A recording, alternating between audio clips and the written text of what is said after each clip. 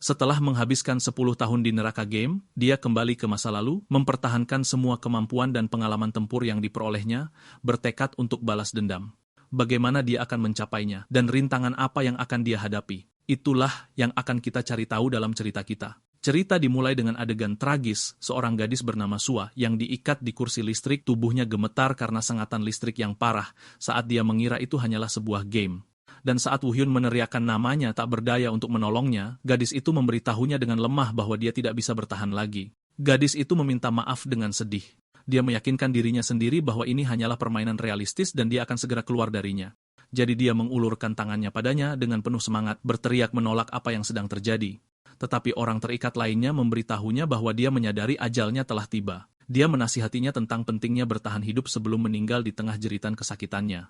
Seiring berjalannya waktu, dia terpaksa menerima kenyataan, terus memohon teman-temannya untuk tidak meninggalkannya sendirian, saat dia berteriak dalam keadaan terikat dan air mata mengalir dari matanya yang rusak, yakin bahwa tempat ini telah menjadi realitas barunya. Ingatan kembali untuk menjelaskan konteks peristiwa di mana game VR Inverse Planet menduduki puncak tangga lagu global dan menjadi terkenal karena konsep gerbang dimensi, kekuatan super, dan perang. Woo Hyun memasuki permainan berdasarkan saran seorang teman hanya untuk menemukan dirinya. Tiba-tiba terjebak di dalamnya, di mana dunia game terwujud menjadi realitas fisik. Dia, yang disebut sebagai subjek uji 62, menerima ucapan selamat sarkastis karena mendekati tahap kenaikan.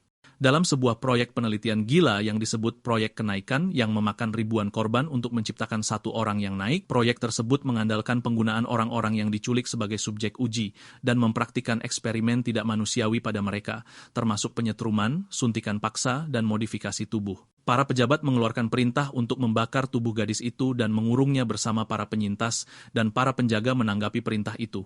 Dia duduk di kegelapan selnya tenggelam dalam kesakitan, menganggap apa yang terjadi sebagai kejahatan yang tak termaafkan, dan bersumpah pada dirinya sendiri untuk tetap hidup demi balas dendam.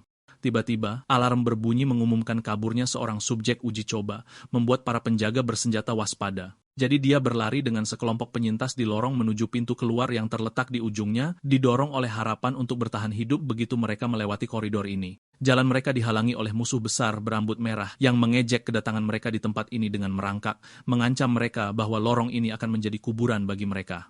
Dia mengutuk nasib buruk mereka, jadi teman-temannya memutuskan untuk menghadapi musuh dan memintanya untuk menjaga punggung mereka. Musuh menggambarkan mereka sebagai orang bodoh, bersumpah untuk memusnahkan mereka semua, lalu menerkam dengan brutal menghancurkan para penyerang. Tetapi, setelah pertarungan yang panjang, dia akhirnya bisa membunuh musuh. Dia mengatur napasnya dengan susah payah di tengah mayat-mayat, menggumamkan kata itu lagi saat gema namanya bergema di telinganya. Dan tak lama kemudian, halusinasi mulai menyerangnya dalam bentuk bayangan hitam orang-orang yang memohon bantuan dan jeritan mereka yang terdistorsi, tumpang tindih dalam pemandangan yang mengerikan. Teks tersebut menceritakan berlalunya waktu yang sangat lama, tahun demi tahun, sejak para pahlawan melarikan diri dari lab, di mana ia tampak menyerang penjaga bersenjata yang meneriakinya untuk tidak mendekat, menyatakan bahwa ia melakukan ini untuk membalaskan dendam orang-orang yang dicintainya. Dia terus membantai musuh-musuhnya dengan brutal, mengakui bahwa dia membunuh mereka berulang kali, dan muncul dalam satu adegan menusukkan senjatanya ke leher seseorang, merasakan bahwa balas dendam ini tidak ada akhirnya.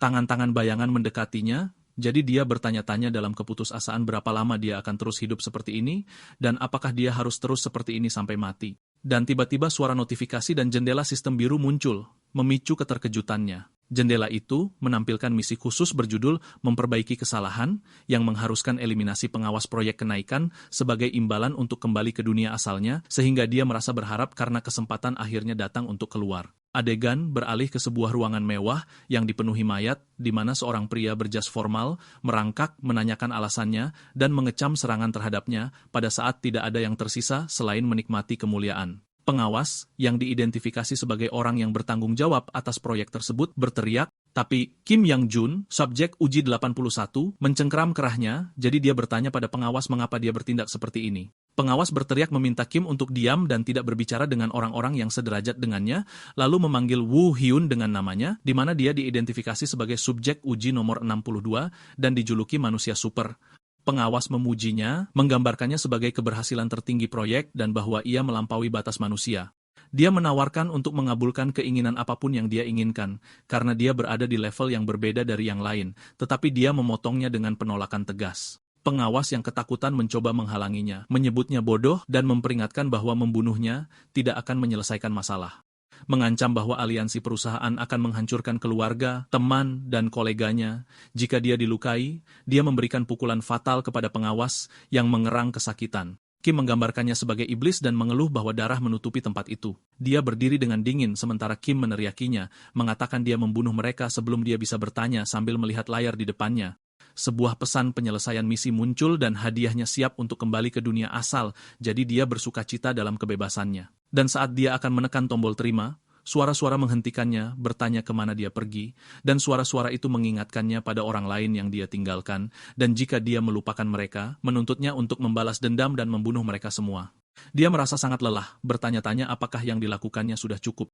Dan meskipun ragu-ragu, dia memutuskan untuk mengambil apa yang mungkin menjadi kesempatan pertama dan terakhirnya untuk pergi. Dia memberitahu temannya bahwa dia akan kembali ke dunia asalnya sekarang, yang membingungkan temannya yang mengira dia mengigau, menegaskan bahwa dia ada di sini sejak awal. Dia mengambil keputusan dan menekan opsi persetujuan, meminta temannya untuk memberitahu yang lain dan meminta maaf padanya sebelum keberangkatannya.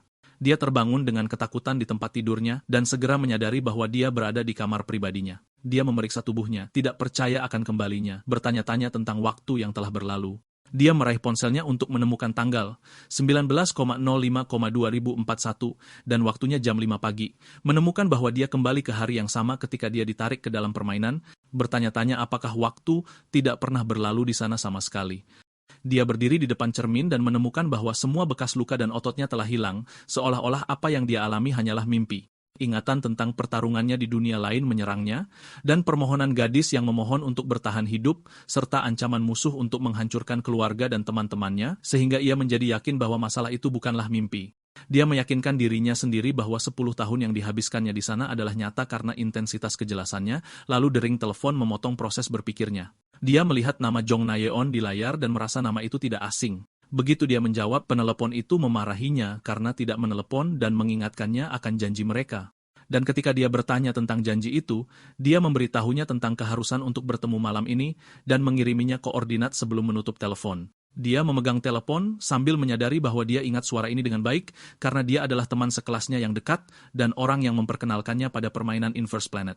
Jadi dia curiga sejenak bahwa dialah yang mengatur masalah ini tetapi mengesampingkannya berdasarkan ingatannya. Dia memutuskan untuk menemuinya terlebih dahulu. Dan ketika dia tiba, Na-yeon menyambutnya dengan hangat sambil memperhatikan ketidakhadirannya yang lama.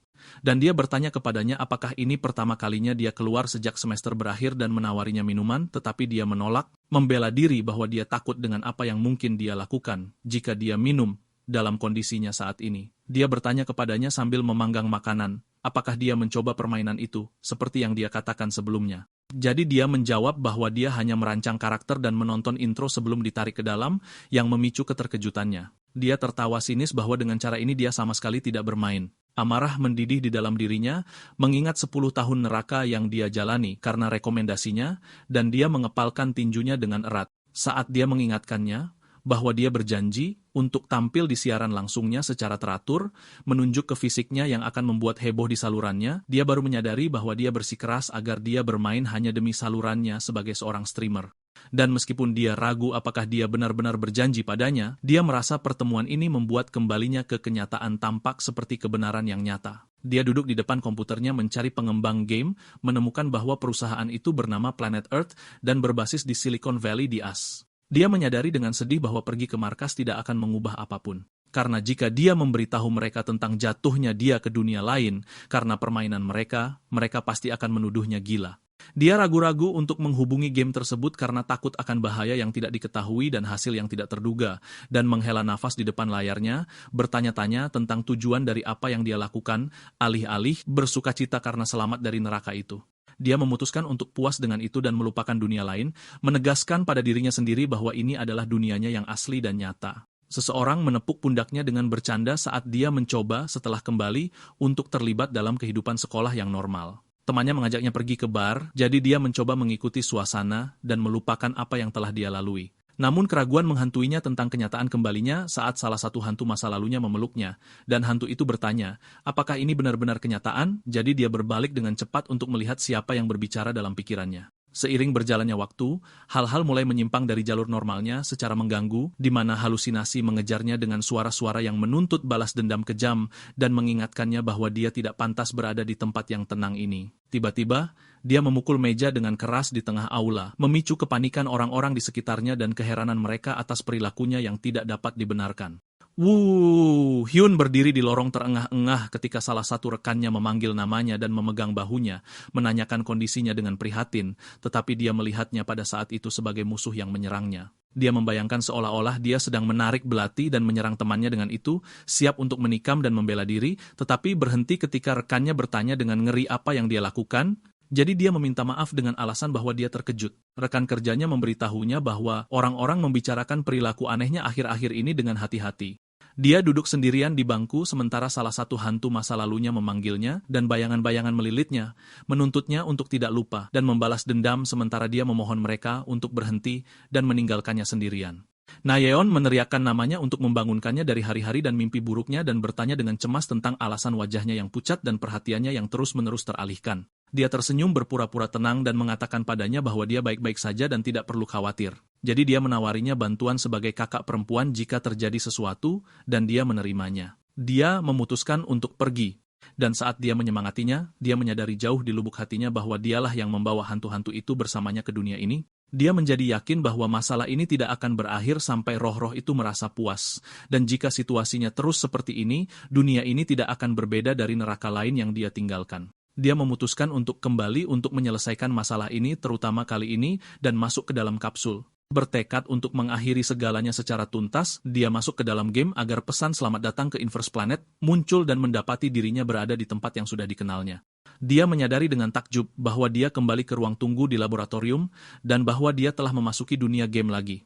Dia bertanya-tanya dengan bingung, mengapa dia tidak bisa kembali ke dunia neraka itu, meskipun tekadnya kuat untuk melakukannya, memikirkan kemungkinan kondisi lain yang tidak dia penuhi. Sebuah jendela muncul meminta untuk mengonfirmasi penampilan karakter, jadi dia memutuskan untuk melanjutkan dengan tahap tutorial permainan untuk saat ini, percaya bahwa itu mungkin caranya untuk kembali ke dunia lain setelah selesai. Dia mulai dengan menyesuaikan pengaturan terlebih dahulu, mengubah rasio bantuan tempur menjadi 0%, dengan alasan bahwa dia bertarung dengan efisiensi tinggi di dunia lain tanpa bantuan apapun. Sistem mulai mempersiapkan kemampuan awal, memintanya untuk memilih elemen kemampuan utama pertama dengan catatan tentang kemungkinan mengatur ulang kemampuan kapan saja. Sistem menjelaskan bahwa mekanisme kemampuan di Inverse Planet dirancang untuk memperkuat karakter dengan memilih elemen dasar dan kemudian meningkatkannya dengan berbagai sub-elemen. Struktur terintegrasi dari dasar hingga cabang ini disebut build.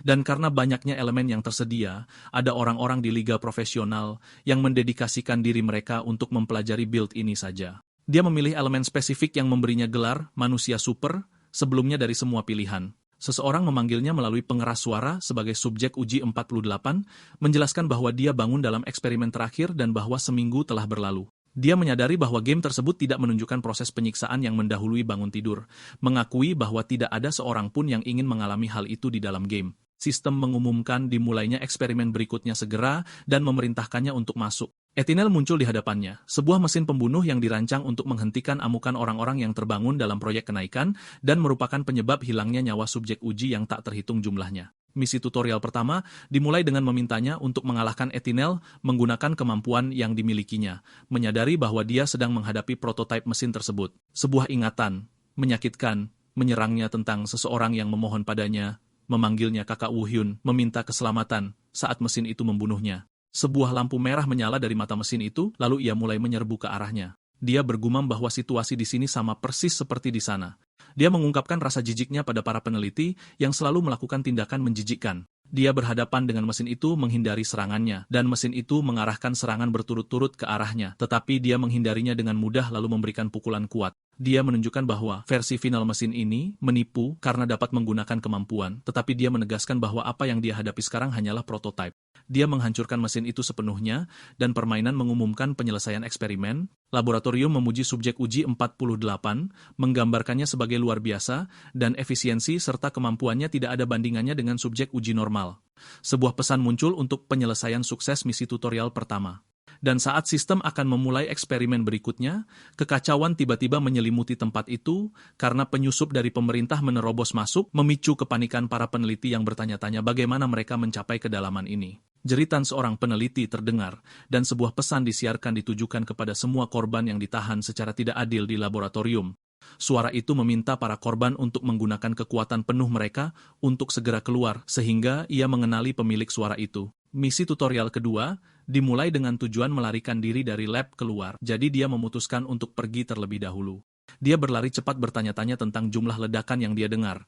Dia mencapai sebuah lorong yang hancur total dipenuhi puing-puing di mana dia melihat sesuatu di tengah kekacauan. Dia mendengarkan suara yang datang dari perangkat komunikasi yang memberitahunya bahwa tanda kantor administrasi antar dimensi menunjukkan bahwa dia bukan musuh, melainkan korban. Pembicara menyimpulkan bahwa kedatangannya di tempat ini berarti niatnya untuk melarikan diri, jadi dia menawarinya bantuan. Pembicara memberitahunya bahwa dia bisa memilih senjata apapun yang dia inginkan dari ruangan itu. Lalu dia memberinya sebuah alat untuk mengirim sinyal begitu dia sampai di luar agar kantor bisa mengekstraknya. Dia melihat perangkat nirkabel dan senjata-senjata itu sambil bertanya-tanya apakah pembicaranya telah meninggal saat muncul dalam adegan yang suram. Dia menyadari sambil memegang linggis besi bahwa ini hanyalah adegan sinematik yang diperlukan agar peristiwa permainan dapat berlanjut. Meskipun begitu, perasaan jijik menguasainya dari situasi ini. Adegan beralih ke Kang Soil, seorang pembuat konten game profesional yang menghela napas sedih karena harga dirinya sebagai pecinta kesempurnaan terluka karena harus memainkan game terkenal Inverse Planet. Pengikut di obrolan langsung mengejek gerutuannya, mengingatkannya bahwa ini adalah hukuman yang mereka putuskan sendiri. Soil menegaskan bahwa dia adalah seorang wanita yang selalu menepati janjinya kepada para pengikutnya. Dan meskipun para pengikut menuduhnya berbohong sebelumnya mengenai pemilihan game, dia mengumumkan dengan senyum palsu dimulainya pelaksanaan hukuman yaitu menjalani pengalaman game. Dia membuat karakter dan memilih kemampuan api karena terlihat keren tanpa mengubah penampilan bawaan. Saat mencapai pengaturan bantuan tempur, sistem menunjukkan bahwa rasio bawaan adalah 50% untuk membantu gerakan dan mengoreksi postur. Para pengikut menantangnya untuk mengatur rasio menjadi 0% dan mengejek ketakutannya sehingga pesan misi muncul menawarkan hadiah 500.000 untuk menyelesaikan tahap tutorial tanpa bantuan. Dia menyadari bahwa persentase pemain yang bermain tanpa bantuan hampir 0%. Meskipun yakin dengan kemampuannya, dia pada awalnya ragu-ragu karena menganggap ide itu buruk, seolah-olah mengendalikan dengan lengan ketiga. Dia mencoba menghindari tantangan itu, tetapi nilai hadiah uang menggodanya. Dia langsung setuju dengan uang yang bersinar di matanya, memicu sarkasme pengikut atas perubahan sikapnya yang cepat demi uang. Dia mengumumkan dengan antusias bahwa dia akan bermain tanpa bantuan sampai selesai pelatihan. Pengikut mengungkapkan kekhawatiran dan keraguan mereka tentang kemampuannya untuk melakukannya. Mereka mengingatkannya bahwa dia sebelumnya dibunuh dalam 2 menit oleh Etinel segera setelah memulai, dan dia mengeluh bahwa game tersebut melemparkan pemain ke dalam pertarungan tanpa penjelasan. Pengikut mengakui bahwa bertahan selama 2 menit itu bagus, tetapi melawan mesin itu dengan satu kemampuan dan tanpa bantuan hampir mustahil. Di dalam game, dia pikir dia hanya perlu melarikan diri setelah mendapatkan radio dan senjata. Dia terkejut dengan dimulainya pencarian otomatis untuk tim misi melarikan diri dari lab yang membutuhkan 4 pemain.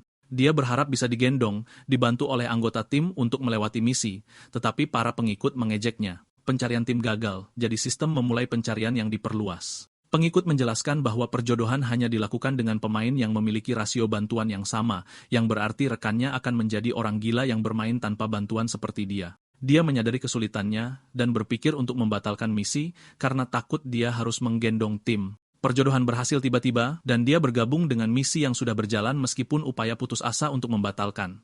Dia berteriak bahwa dia sudah selesai dan mendapati dirinya tiba-tiba berada di tempat itu.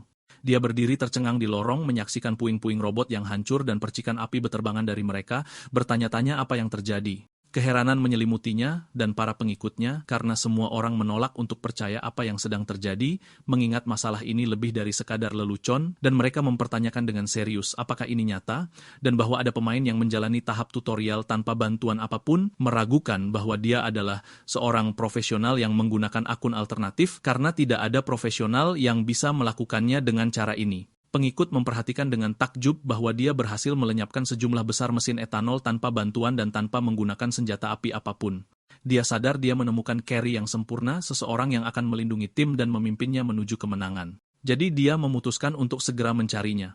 Woo Hyun muncul di tengah lorong gelap dengan darah menetes dari senjata dan tubuhnya. Soil mendekatinya dengan sangat hati-hati, mencoba menarik perhatiannya. Dia tiba-tiba berbalik ke arahnya dan menyerangnya, mengira dia adalah musuh. Jadi dia berteriak memohon untuk menyelamatkan hidupnya. Dia berhenti pada saat terakhir meminta maaf atas kesalahannya setelah menyadari dia bukan musuh.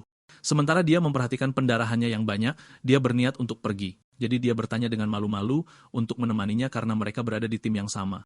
Dia berlari mengejarnya memperkenalkan dirinya sebagai pembuat konten, streamer, dan meminta izin untuk tampil di siaran langsungnya. Dia meyakinkannya bahwa mode privasi aktif dan wajahnya akan disembunyikan, tetapi dia berhenti tiba-tiba memicu kekhawatirannya. Tiba-tiba, sirene meraung mengumumkan kaburnya seorang subjek uji coba dan perintah dikeluarkan untuk membunuhnya segera dan tidak perlu menangkapnya hidup-hidup. Soil ketakutan, menanyakan alasan tingkat kesulitan tahap tutorial meningkat seperti ini. Dia menatapnya karena dia menganggapnya sebagai pemimpin tim dan bertanya apakah dia baik-baik saja. Dia tampak mengayunkan rantai logam dengan terampil. Dia menerkam para penjaga dan orang-orang bersenjata dan membantai mereka di tengah keheranan para pengikut yang memberinya gelar jin sabit dan rantai. Soil menyaksikan adegan itu dari tempat persembunyiannya tidak percaya apa yang dilihatnya, dan para pengikut setuju dengannya, bertanya-tanya bagaimana senjata seperti ini dapat digunakan tanpa bantuan sistem. Pengikut mulai menganalisis kemampuannya setelah memperhatikan warna matanya berubah menjadi putih, menebak mungkin itu angin atau telekinesis.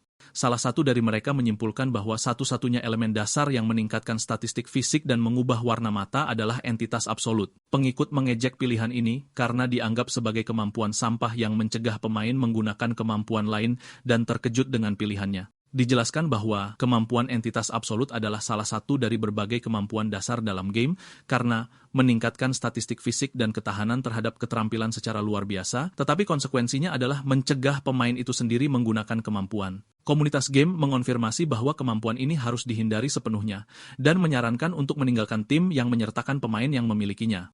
Soil terkejut dengan pilihan kemampuan yang mencegah kemampuan dalam permainan yang mengandalkannya, sementara pengikut mempertanyakan kemungkinan bertarung tanpanya, menunjukkan bahwa mata putih mengonfirmasi penggunaannya. Beberapa menyarankan bahwa peningkatan fisik mungkin berguna dalam pertarungan tanpa bantuan teknis, tetapi mereka bertanya-tanya dengan heran bagaimana dia bisa bergerak dengan keterampilan ini saat masih di level 1. Woo Hyun terus mencabik-cabik musuhnya dengan rantai dan sabit. Di tengah pertanyaan tentang identitas aslinya, dia berdiri di atas mayat musuh-musuhnya, sementara suara-suara bergema di kepalanya mengatakan kepadanya bahwa ini tidak cukup. Suara-suara itu menghasutnya untuk lebih kejam dalam balas dendamnya karena mereka belum puas. Dan sementara itu, cahaya laser penembak jitu muncul mengarah ke kepalanya. Soil berteriak memperingatkannya akan bahaya yang akan datang, merespons dengan menembak dari senjatanya sambil mengutuk situasi sulit yang dihadapinya. Pelurunya mengenai sasaran, sehingga musuh jatuh di tengah asap dan percikan api yang berterbangan. Dia duduk di tanah untuk mengatur napas, sementara para pengikut di siaran langsung menghujaninya dengan komentar, beberapa memuji ketenangannya dan beberapa menuduhnya mencuri kill, karena dia hanya campur tangan untuk memberikan pukulan terakhir setelah Woo Hyun membuat musuh kelelahan. Dia menjawab mereka dengan senyum licik yang acuh tak acuh, menegaskan bahwa pada akhirnya dia memberikan bantuan dan itulah yang penting. Woo Hyun mengingat beberapa peristiwa dari kehidupan masa lalunya. Jadi Soil memanggilnya saat dia berdiri di tengah medan perang. Dia memberinya gelar Tuan Hard Carry, penyelamat yang kuat, menunjuk pada peran pentingnya dalam pertempuran, jadi dia menoleh padanya dengan tenang. Dia bertanya dengan gugup apakah dia marah dengan intervensinya, membenarkannya dengan keinginannya untuk membantu meskipun sedikit, jadi dia membantahnya secara singkat. Dia menegaskan kepadanya bahwa dia memang membantunya, yang memicu gelombang kekaguman dalam komentar atas kepribadian dan suaranya yang baik, dan mereka memuji caranya yang berkelas dalam menghadapi pencuri kill. Soil memanfaatkan kesempatan itu dan memintanya, dengan antusias untuk mengizinkannya, menemaninya menyelesaikan tahap tutorial, jadi dia menyetujui permintaannya dengan sederhana. Dia memperkenalkan dirinya dengan mengatakan namanya adalah Baik Woo Hyun, jadi dia menyadari bahwa Tuan Hard Carry hanyalah nama panggilan yang dia berikan dan bertanya-tanya pada dirinya sendiri apakah ini nama aslinya karena tidak disensor. Dia bertanya dengan penasaran apakah dia memilih kemampuan entitas absolut sebagai kemampuan dasar, jadi dia menjawab ya, yang membuat para pengikut terkejut karena mereka terpecah antara mereka yang melihat perlunya mengevaluasi kembali kemampuan itu dan mereka yang bersikeras bahwa itu adalah sampah, dan apa yang terjadi adalah karena keterampilan super pemain, bukan kemampuannya sendiri. Dia bertanya dengan penuh kekaguman tentang bagaimana dia menghindari peluru tanpa menggunakan kemampuan apapun dan permainan apa yang biasa dia mainkan, jadi dia menjawab singkat bahwa dia tidak memainkan sesuatu yang spesifik. Dia tiba-tiba berhenti berjalan, dan ketika dia menanyakan alasannya, dia memberitahunya tentang kehadiran dua musuh tipe Etinel 20 meter jauhnya. Soil diam-diam mengagumi kemampuannya untuk menentukan jarak dan jumlah musuh secara akurat tanpa memiliki keterampilan deteksi apapun dan menyarankan untuk maju untuk mengonfirmasi. Benar saja, mereka menemukan musuh di lokasi yang dia identifikasi dengan tepat, jadi dia terkejut dengan keakuratan indranya. Dia bergegas menuju musuh sambil mengingat kenangan kesenangannya bermain koliseum di masa lalu, sementara Soil berteriak memperingatkannya agar tidak gegabah. Dia tampak menghindari serangan mesin besar itu dengan keterampilan luar biasa. Mengingat hari-hari ketika dia sangat tenggelam dalam permainan, dia memberikan pukulan telak kepada musuh, mengungkapkan dalam pikirannya bahwa dia adalah pemain peringkat, ranker dalam permainan itu. Dia menghancurkan mesin itu sepenuhnya, sehingga para pengikut menjadi gila dalam komentar, memuji kemampuannya untuk mengalahkan Etnel dengan begitu mudah dan tanpa koreksi sistem apapun, menyimpulkan bahwa ini adalah tingkat sebenarnya dari para ranker Koliseum. Soil bertanya dengan polos apakah menjadi seorang ranker di Koliseum adalah hal yang hebat. Pengikut mengejek ketidaktahuannya, menjelaskan bahwa para ranker di sana menerima tawaran untuk menjadi profesional, dan bahwa pemain profesional legendaris Butler adalah salah satu dari mereka. Dia berteriak kaget setelah mendengar nama Butler, menyadari bahwa dia adalah pemain paling terkemuka di arena profesional Inverse Planet. Para pengikut penasaran bertanya-tanya apakah dia pernah menghadapi Butler saat dia masih menjadi seorang ranker, dan siapa yang akan menang dalam konfrontasi di antara mereka, tetapi dia memotong pertanyaan-pertanyaan ini dan memerintahkan untuk bergerak, jadi dia segera mengikutinya. Mereka mencapai gerbang misi terakhir dari tahap tutorial, di mana kepala keamanan lab muncul sebagai bos panggung, mengejek keberhasilan mereka mencapai tempat ini. Bos dengan rambut merah dan kacamata teknologi mengancam mereka bahwa tempat ini akan menjadi kuburan mereka. Bos itu menambahkan dengan nada, mengancam bahwa mereka akan segera menyusul rekan-rekan mereka yang sudah mati. Woo Hyun pun menyadari dengan dingin bahwa semua yang dihadapinya sejauh ini hanyalah bagian dari program tutorial. Pandangannya berubah dan matanya menyala tajam, sementara halusinasi hitam kembali muncul di sekelilingnya, membisikkan frasa menemukanmu dan lebih cepat serta menghasutnya untuk segera membunuh bos itu karena balas dendamnya belum tuntas. Bos itu berteriak mengancam mereka untuk tidak berpikir bisa meninggalkan tempat itu hidup-hidup, tidak menyadari neraka yang menantinya. Soil menembak dari senapan mesinnya untuk memberikan perlindungan bagi rekannya, tetapi dia terkejut dengan munculnya perisai energi di sekitar bos yang menahan peluru, bertanya-tanya dengan heran tentang alasan adanya penghalang partikel. Para pengikut di obrolan mengejek ketidaktahuannya, menjelaskan bahwa kepala keamanan adalah seorang yang telah bangkit, jadi wajar baginya untuk memiliki kemampuan seperti ini sebagai bos, mengejek usahanya untuk menyelesaikan pertempuran hanya dengan peluru. Meskipun begitu, dia berteriak memanggilnya untuk memberitahunya bahwa dia akan memberikan tembakan perlindungan dari posisinya, sementara para pengikut berkomentar sinis tentang betapa cepatnya dia bergantung sepenuhnya padanya untuk menyelamatkan situasi. Woo Hyun dengan terampil menghindari serangan bos besar itu, sementara si bos mengejeknya karena menganggap apa yang terjadi hanyalah sebuah permainan.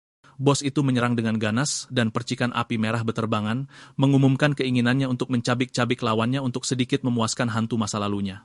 Namun perisai itu menahan serangan itu lagi, memicu tawa para pengikut yang bertanya-tanya mengapa penghalang partikel aktif meskipun dia tidak menebak adanya kesalahan teknis. Bos itu menggambarkan Woo Hyun sebagai tikus kecil, dan kulitnya berubah menjadi logam gelap, sehingga para pengikut segera mengenali skill khusus manusia besinya. Bos itu menghantam tanah dengan tinjunya bersumpah untuk mencabik-cabiknya, sehingga permukaannya retak saat dia melesat ke arahnya, membuat para pengikut menebak bahwa beratnya menjadi setidaknya 1 ton, dan 1 pukulan darinya berarti kematian yang pasti. Bos itu bertanya dengan marah, sampai kapan dia akan terus menghindar. Para pengikut menyaksikan dengan takjub kemampuannya untuk menghindari setiap pukulan fatal. Woo Hyun melayangkan pukulan kuat ke wajah bos, sehingga para pengikut mengakui ketidakmampuan mereka untuk menghindari serangan itu bahkan dengan koreksi sistem, dan mengejek gagasan memberikan tembakan perlindungan untuk pemain level ini. Bos itu mengerang kesakitan dan memerintahkannya untuk tidak menonaktifkan skill besinya. Suara-suara hantu bergema di sekelilingnya, memberitahunya bahwa bos tidak bisa mati dengan mudah, dan menghasutnya untuk mencabik-cabiknya lebih brutal sebagai balas dendam atas apa yang terjadi pada mereka. Bos itu ketakutan melihat kekuatan luar biasa dari subjek tes di depannya, sementara Woo Hyun berdiri dengan dingin. Dia memberikan pukulan terakhir sambil bergumam bahwa pujian itu pantas untuknya. Sebuah pesan sistem muncul mengumumkan kekalahan kepala keamanan lab. Soil berdiri terpana, tidak percaya dengan apa yang dilihatnya. Sementara obrolan meledak dengan pujian yang menggambarkan penampilannya gila, mengingatkan semua orang bahwa pertarungan ini terjadi tanpa koreksi apapun, dan mencatat bahwa dia tampaknya terbiasa melawan manusia. Dia, dengan gembira mengumumkan kekalahan bos pelatihan, dan bertanya apakah keluar adalah langkah yang tersisa, sementara Woo Hyun duduk di atas mayat bos, dan komentar mengalir deras, memastikan dia digendong untuk menang, dan bertanya-tanya mengapa pemain dengan skill ini ada saat ini. Tubuh bos itu memudar, dan dia memastikan kepada Soil bahwa mereka bisa pergi sekarang. Keduanya keluar dari gedung, dan Game mengumumkan penyelesaian misi pelarian lab dan mendapatkan poin skill untuk naik level, dan dia bertanya apakah dia akan menyelesaikan misi utama hari ini. Dia meminta maaf menjelaskan bahwa dia akan berhenti di sini untuk hari ini, jadi dia memintanya untuk menunggu sebentar karena dia punya sesuatu untuknya. Dia mengumumkan kepada para pengikutnya tentang penyelesaian pelatihan tanpa koreksi. NSMI, jadi para pengikut menggambarkannya sebagai orang yang tidak tahu malu karena menganggap pujian itu untuk dirinya sendiri, sementara dia mengakhiri siaran dengan mengucapkan selamat tinggal kepada mereka. Dia berterima kasih padanya karena telah menunggu, jadi dia bertanya padanya apa yang dia inginkan. Dia bertanya dengan ragu-ragu untuk bergabung dengan siarannya secara teratur. Dia menanyakan tentang sifat siarannya, jadi dia menjelaskan bahwa dia memainkan misi utama Inverse Planet dan terkadang terlibat dalam pertandingan pemain lawan pemain. Dia dengan antusias menawarinya untuk menyesuaikan jadwal siarannya sesuai dengan jadwalnya selain membayar sejumlah besar uang sebagai imbalan atas penampilannya.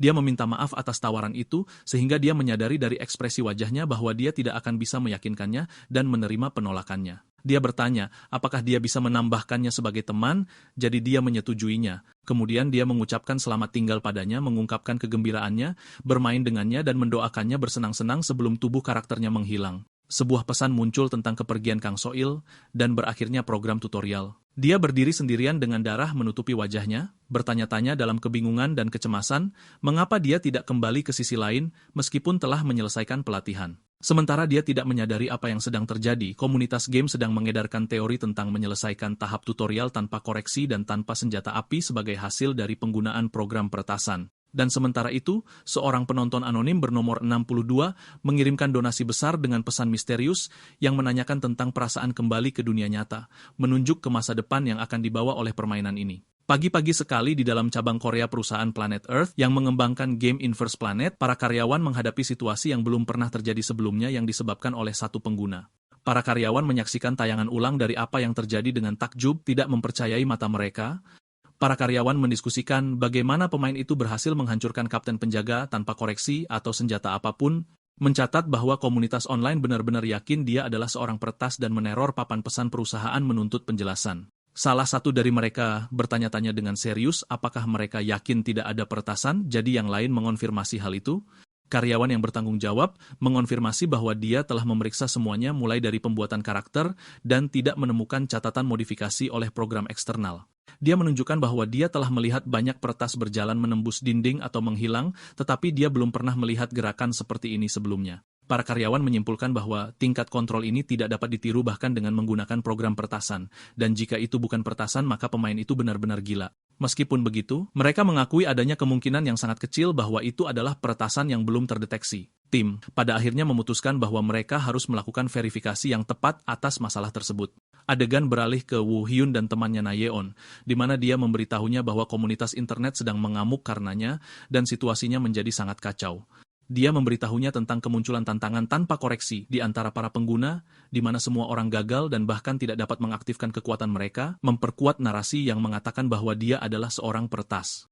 Nayeon mengakui bahwa dia terkejut saat melihat video itu, dan dia langsung mengenalinya meskipun dalam mode perlindungan privasi. Dia menjelaskan kepadanya bahwa dia pernah melihat pertarungannya sebelumnya, tetapi dia tidak menyangka dia akan sehebat ini, memastikan bahwa siapapun yang tidak mengenalnya pasti akan mengira dia adalah seorang peretas, menyimpulkan bahwa inilah alasan dia menerima pesan itu. Dia menanyakan tentang pesan itu, jadi dia memberitahunya bahwa dia menerima pesan dari cabang Planet Earth di Korea. Nayeon menjelaskan bahwa perusahaan ingin memverifikasi apakah dia menggunakan program peretasan atau tidak. Dia menunjukkan padanya pesan yang sampai padanya melalui siaran langsung streamer Kang Soil, yang meminta untuk berkomunikasi dengannya. Dia menunjukkan bahwa campur tangan perusahaan game itu sendiri untuk memverifikasi peretasan akan menarik banyak orang dan bertanya apakah dia akan setuju. Dia memikirkan masalah ini, menganggap ini satu-satunya kesempatannya untuk berkomunikasi dengan pengembang dan mungkin mendapatkan petunjuk tentang dunia lain jika orang berpangkat tinggi muncul. Dia memberitahu temannya bahwa dia memutuskan untuk melakukannya meskipun sebelumnya ragu-ragu, jadi temannya memuji keputusannya. Dia menasihatinya tentang perlunya membersihkan namanya jika dia berniat untuk terus bermain, agar semua orang tidak memanggilnya peretas, tetapi dia menunjukkan kurangnya minat, mencatat bahwa tidak ada yang akan mengenalinya karena wajahnya tidak muncul. Nayeon berpendapat bahwa gaya bertarungnya sangat unik sehingga dia akan dikenal bahkan jika dia mengganti namanya dan tidak ada seorang pun, bahkan di antara para profesional yang bertarung dengan skill aneh sepertinya. Dia menjelaskan kepadanya bahwa para profesional saat ini identitas mereka terungkap melalui kebiasaan bertarung mereka, mengutip diskusi forum yang menganalisis gerakan pemain secara tepat. Dia mengungkapkan kelegaannya atas persetujuannya karena jika tidak, streamer itu akan terkena banyak kebencian. Dia bertanya-tanya tentang alasan ketertarikannya pada hal itu karena streamer itu tidak ada hubungannya dengannya. Jadi dia menyebutnya bodoh, menjelaskan bahwa kerumunan yang marah karena masalah peretasan tidak peduli tentang itu. Dia menambahkan bahwa mereka akan menyalahkannya pada awalnya, tetapi segera mereka akan mengarahkan panah mereka ke streamer. Dia mengerti situasinya dan bergumam dengan pasrah bahwa dalam kasus ini, dia harus setuju. Soil menerima pesan darinya yang mengumumkan persetujuannya, jadi dia melompat kegirangan tidak percaya. Dia berharap keributan ini menyebabkan peningkatan besar dalam jumlah penonton, dan sebuah grafik muncul menunjukkan perkiraan kenaikan. Dia sangat menantikan untuk melihat adegan bersejarah yang belum pernah terjadi sebelumnya dalam game, Inverse Planet. Dia mengumumkan siaran langsung untuk mengklarifikasi kebenaran kontroversi yang muncul tentang penggunaan program curangnya. Setelah 4 hari berlalu, Woo Hyun berdiri di dalam game mengenakan pakaian baru sebagai persiapan untuk siaran. Soil menyambutnya dengan hangat saat mereka bertemu. Dia memperhatikan dalam dirinya bahwa wanita itu tidak mencurigainya, meskipun dia melihat gerakannya dari dekat dan dia mengakui bahwa bukti yang diberikan orang-orang lemah. Dia menambahkan bahwa dia tidak mencurigainya karena tatapan pembunuhnya yang gila yang membuat gagasan curang jauh dari benaknya, membenarkannya hanya sebagai intuisi yang dia terima dalam diam. Dia menyuruhnya untuk memulai siaran jika dia siap, jadi dia setuju. Dia membuka siaran menyambut penonton besar yang telah menunggu lama, sementara komentar yang saling bertentangan mengalir antara menuntut klarifikasi, menuduh curang, dan mengejek. Dia tercengang dengan jumlah penonton yang mencapai 10.000 segera setelah dimulai dan memperkenalkan tamunya Woo Hyun lagi. Dia memperkenalkan dirinya, sehingga komentar menyala dengan serangan dan ejekan padanya, dan dia terpaksa mengancam mereka dengan menutup obrolan jika mereka tidak mematuhi kesopanan. Dia menanyakan pendapatnya tentang kontroversi tersebut sebelum verifikasi yang sebenarnya dimulai. Dia menjawab dengan dingin bahwa dia menganggap masalah itu konyol, yang memprovokasi para komentator yang mengejek kesombongannya. Seorang pengikut bertanya bagaimana cara mengklarifikasi, jadi dia menjawab bahwa mereka mengundang tamu khusus untuk verifikasi. Seorang pria berjas formal muncul di arena pertemuan. Pria itu memperkenalkan dirinya sebagai Park Kyum Hyun, pemimpin tim operasi pertama di cabang Korea perusahaan Planet Earth, dan menyandang gelar GM di atas kepalanya yang memicu keheranan para pengikut dan mengonfirmasi keseriusan situasi. Woo Hyun menyadari orang ini adalah pejabat tinggi dan mungkin tahu sesuatu tentang dunia lain dan memutuskan untuk bertanya kepadanya setelah verifikasi berakhir. Pejabat itu berterima kasih kepada Soil dan dia karena telah hadir. Pejabat itu diam-diam memperhatikan bahwa dia terlihat biasa saja dari luar. Pejabat itu meminta mereka untuk menuju ke area verifikasi. Mereka mencapai ruang pelatihan lanjutan pribadi yang belum pernah dia lihat di dunia lain sebelumnya. Pejabat itu menjelaskan bahwa verifikasi akan dilakukan dengan memantau beberapa pertempuran untuk memastikan tidak ada bantuan eksternal. Dia menyetujui prosedur tersebut. Dia bersiap untuk bertarung. Sebuah robot pelatihan besar muncul, dan para pengikut mengenalinya sebagai versi medium dari Athenol, bertanya-tanya apakah dia mampu mengalahkannya dengan kemampuannya saat ini. Jenis pertempuran yang dipilih adalah pertarungan sampai mati melawan robot medium, dan Soil tampak khawatir sementara dia memintanya untuk mempercayainya. Dia tertawa mengejek situasi di mana mereka akan bertarung sampai mati. Pejabat itu terkejut ketika dia melihat bahwa dia telah menghilang dari tempatnya. Dia bergegas menuju robot dan mulai menghancurkannya berkeping-keping, sementara pejabat itu mencoba memberitahunya aturan pertempuran. Para pengikut bertanya-tanya di obrolan dengan takjub apakah dia sedang menghancurkan Ethanel, tingkat menengah dengan tangan kosong sekarang, menunjukkan bahwa robot ini dikenal karena ketangguhannya bahkan terhadap palu, sementara yang lain mengungkapkan perasaan takut dan kasihan mereka pada robot dari adegan kekerasan ini. Dia muncul merobek kepala robot dengan brutal, sehingga pesan sistem muncul mengonfirmasi tidak ada deteksi campur tangan program eksternal, sementara pejabat itu bergumam bahwa dia adalah orang gila. Pejabat itu dalam hati menegaskan bahwa apa yang dilihatnya tidak mungkin peretasan dengan cara apapun. Dia menghentakkan kakinya ke tanah dan mengumumkan penyelesaian tes. Pejabat Park mengumumkan bahwa mereka tidak mendeteksi penggunaan program eksternal dalam pertempuran sebelumnya, tetapi menunjukkan bahwa jendela verifikasi terlalu singkat untuk penilaian akhir. Park memintanya untuk bertarung sesuai dengan metode spesifik yang mereka tentukan, jadi dia langsung setuju, sementara para pengikut menyadari prosedur ini bertujuan untuk memastikan apakah dia menggunakan peretasan untuk pertarungan otomatis. Dijelaskan bahwa program pertarungan otomatis mengontrol karakter melalui perangkat lunak dan tidak bisa bertarung dengan gaya yang tepat seperti yang diinginkan pengguna. Jadi menentukan metode kemenangan di muka dan mematuhinya membuktikan tidak adanya peretasan. Pejabat itu berterima kasih padanya dan kali ini memintanya untuk memotong kepala 3 robot pelatihan tingkat menengah hanya dengan menggunakan sabit berantai sehingga dia menunjukkan pemahamannya tentang misi tersebut. Pejabat itu diam-diam bertanya-tanya apa yang sedang terjadi, percaya bahwa kondisi ini seharusnya sangat tidak menguntungkan bagi pemain. Tetapi dia memperhatikan dengan heran bahwa dia sama sekali tidak menunjukkan perasaan bahwa dia akan kalah. Pertarungan dimulai dengan kecepatan kilat. Dia menggunakan sabit dengan keahlian tinggi. Dia berdiri di tengah puing-puing setelah menyelesaikan misi dengan akurat. Soil bersorak dengan antusias, mengonfirmasi bahwa dia tidak membayangkan hal-hal sebelumnya, dan menunjukkan kepada para pengikut bagaimana sabit berantai itu bergerak seolah-olah itu adalah makhluk hidup, sementara para pengikut bertanya-tanya dengan takjub pada apa yang baru saja mereka saksikan. Beberapa berkomentar bahwa sabit itu terlihat seperti senjata yang rusak dan terlalu kuat, sementara yang lain menjawab bahwa orangnya lah yang rusak, bukan senjatanya, terutama karena sabit berantai biasanya hanya digunakan untuk menusuk dari jarak dekat. Pejabat itu berdiri tercengang dengan apa yang dilihatnya, sambil mengakui bahwa tingkat kontrol ini tidak dapat ditiru bahkan dengan peretasan, dan jika dia bukan peretas, maka dia benar-benar gila. Keinginan pejabat itu untuk tahu meningkat sebagai manajer game, dan dia bertanya-tanya apakah Woo Hyun benar-benar mampu mengalahkan robot pelatihan tingkat lanjut yang hanya memiliki satu elemen dasar. Pejabat itu memutuskan untuk melakukan tes terakhir karena keserakahan kognitif. Sebuah robot baru yang besar dan menakutkan muncul di arena. Para pengikut terkejut dengan dikeluarkannya benda itu, menganggap pejabat itu telah melewati batas dan menginginkan pertumpahan darah, mencatat bahwa jika dia menang, dia akan secara resmi diakui sebagai manusia dengan level peretas oleh Dewan Nasional. Robot baru diperkenalkan sebagai robot pelatihan tingkat lanjut, Ethel versi akhir. Dia saling bertatapan dengan robot canggih itu. Senyum menakutkan muncul di wajah robot Ethel, memicu amarahnya. Bentrokan sengit dimulai di mana robot itu melancarkan pukulan kuat yang dia hindari dengan susah payah. Pertarungan berlanjut dengan intens, dan dia menunjukkan keterampilan menghindar yang luar biasa. Dia menyadari lawan ini berada di level yang sama sekali berbeda dari level menengah dan menerima satu pukulan sekarang akan berakibat fatal. Dia memperhatikan ketangguhan fisik robot itu berada dalam jangkauan yang sama sekali berbeda dan serangannya tidak mempengaruhinya sama sekali. Dia memutuskan untuk terus memukul sampai salah satu serangannya berhasil. Para pengikut mengungkapkan ketakutan dan ketertarikan mereka secara bersamaan, mencatat bahwa satu pukulan sudah cukup untuk membunuhnya, tetapi dia menolak untuk dipukul, menggambarkan masalah ini sebagai kegilaan. Pejabat itu mengakui bahwa dia tidak berpikir dia mampu menghadapi robot canggih secara langsung dengan satu elemen dasar, menunjukkan bahwa dia tampak seperti pecundang pada awalnya. Tetapi dia sekarang memperhatikan bahwa dia mulai mengalahkan robot itu secara perlahan sejak beberapa saat yang lalu. Setelah menghancurkan robot itu dengan pukulan telak, pejabat administrasi tidak melihat gunanya untuk terus menonton lebih jauh. Dan dengan selesainya pengumpulan data yang diperlukan untuk verifikasi, robot pelatihan ditarik dari arena yang langsung dia sadari.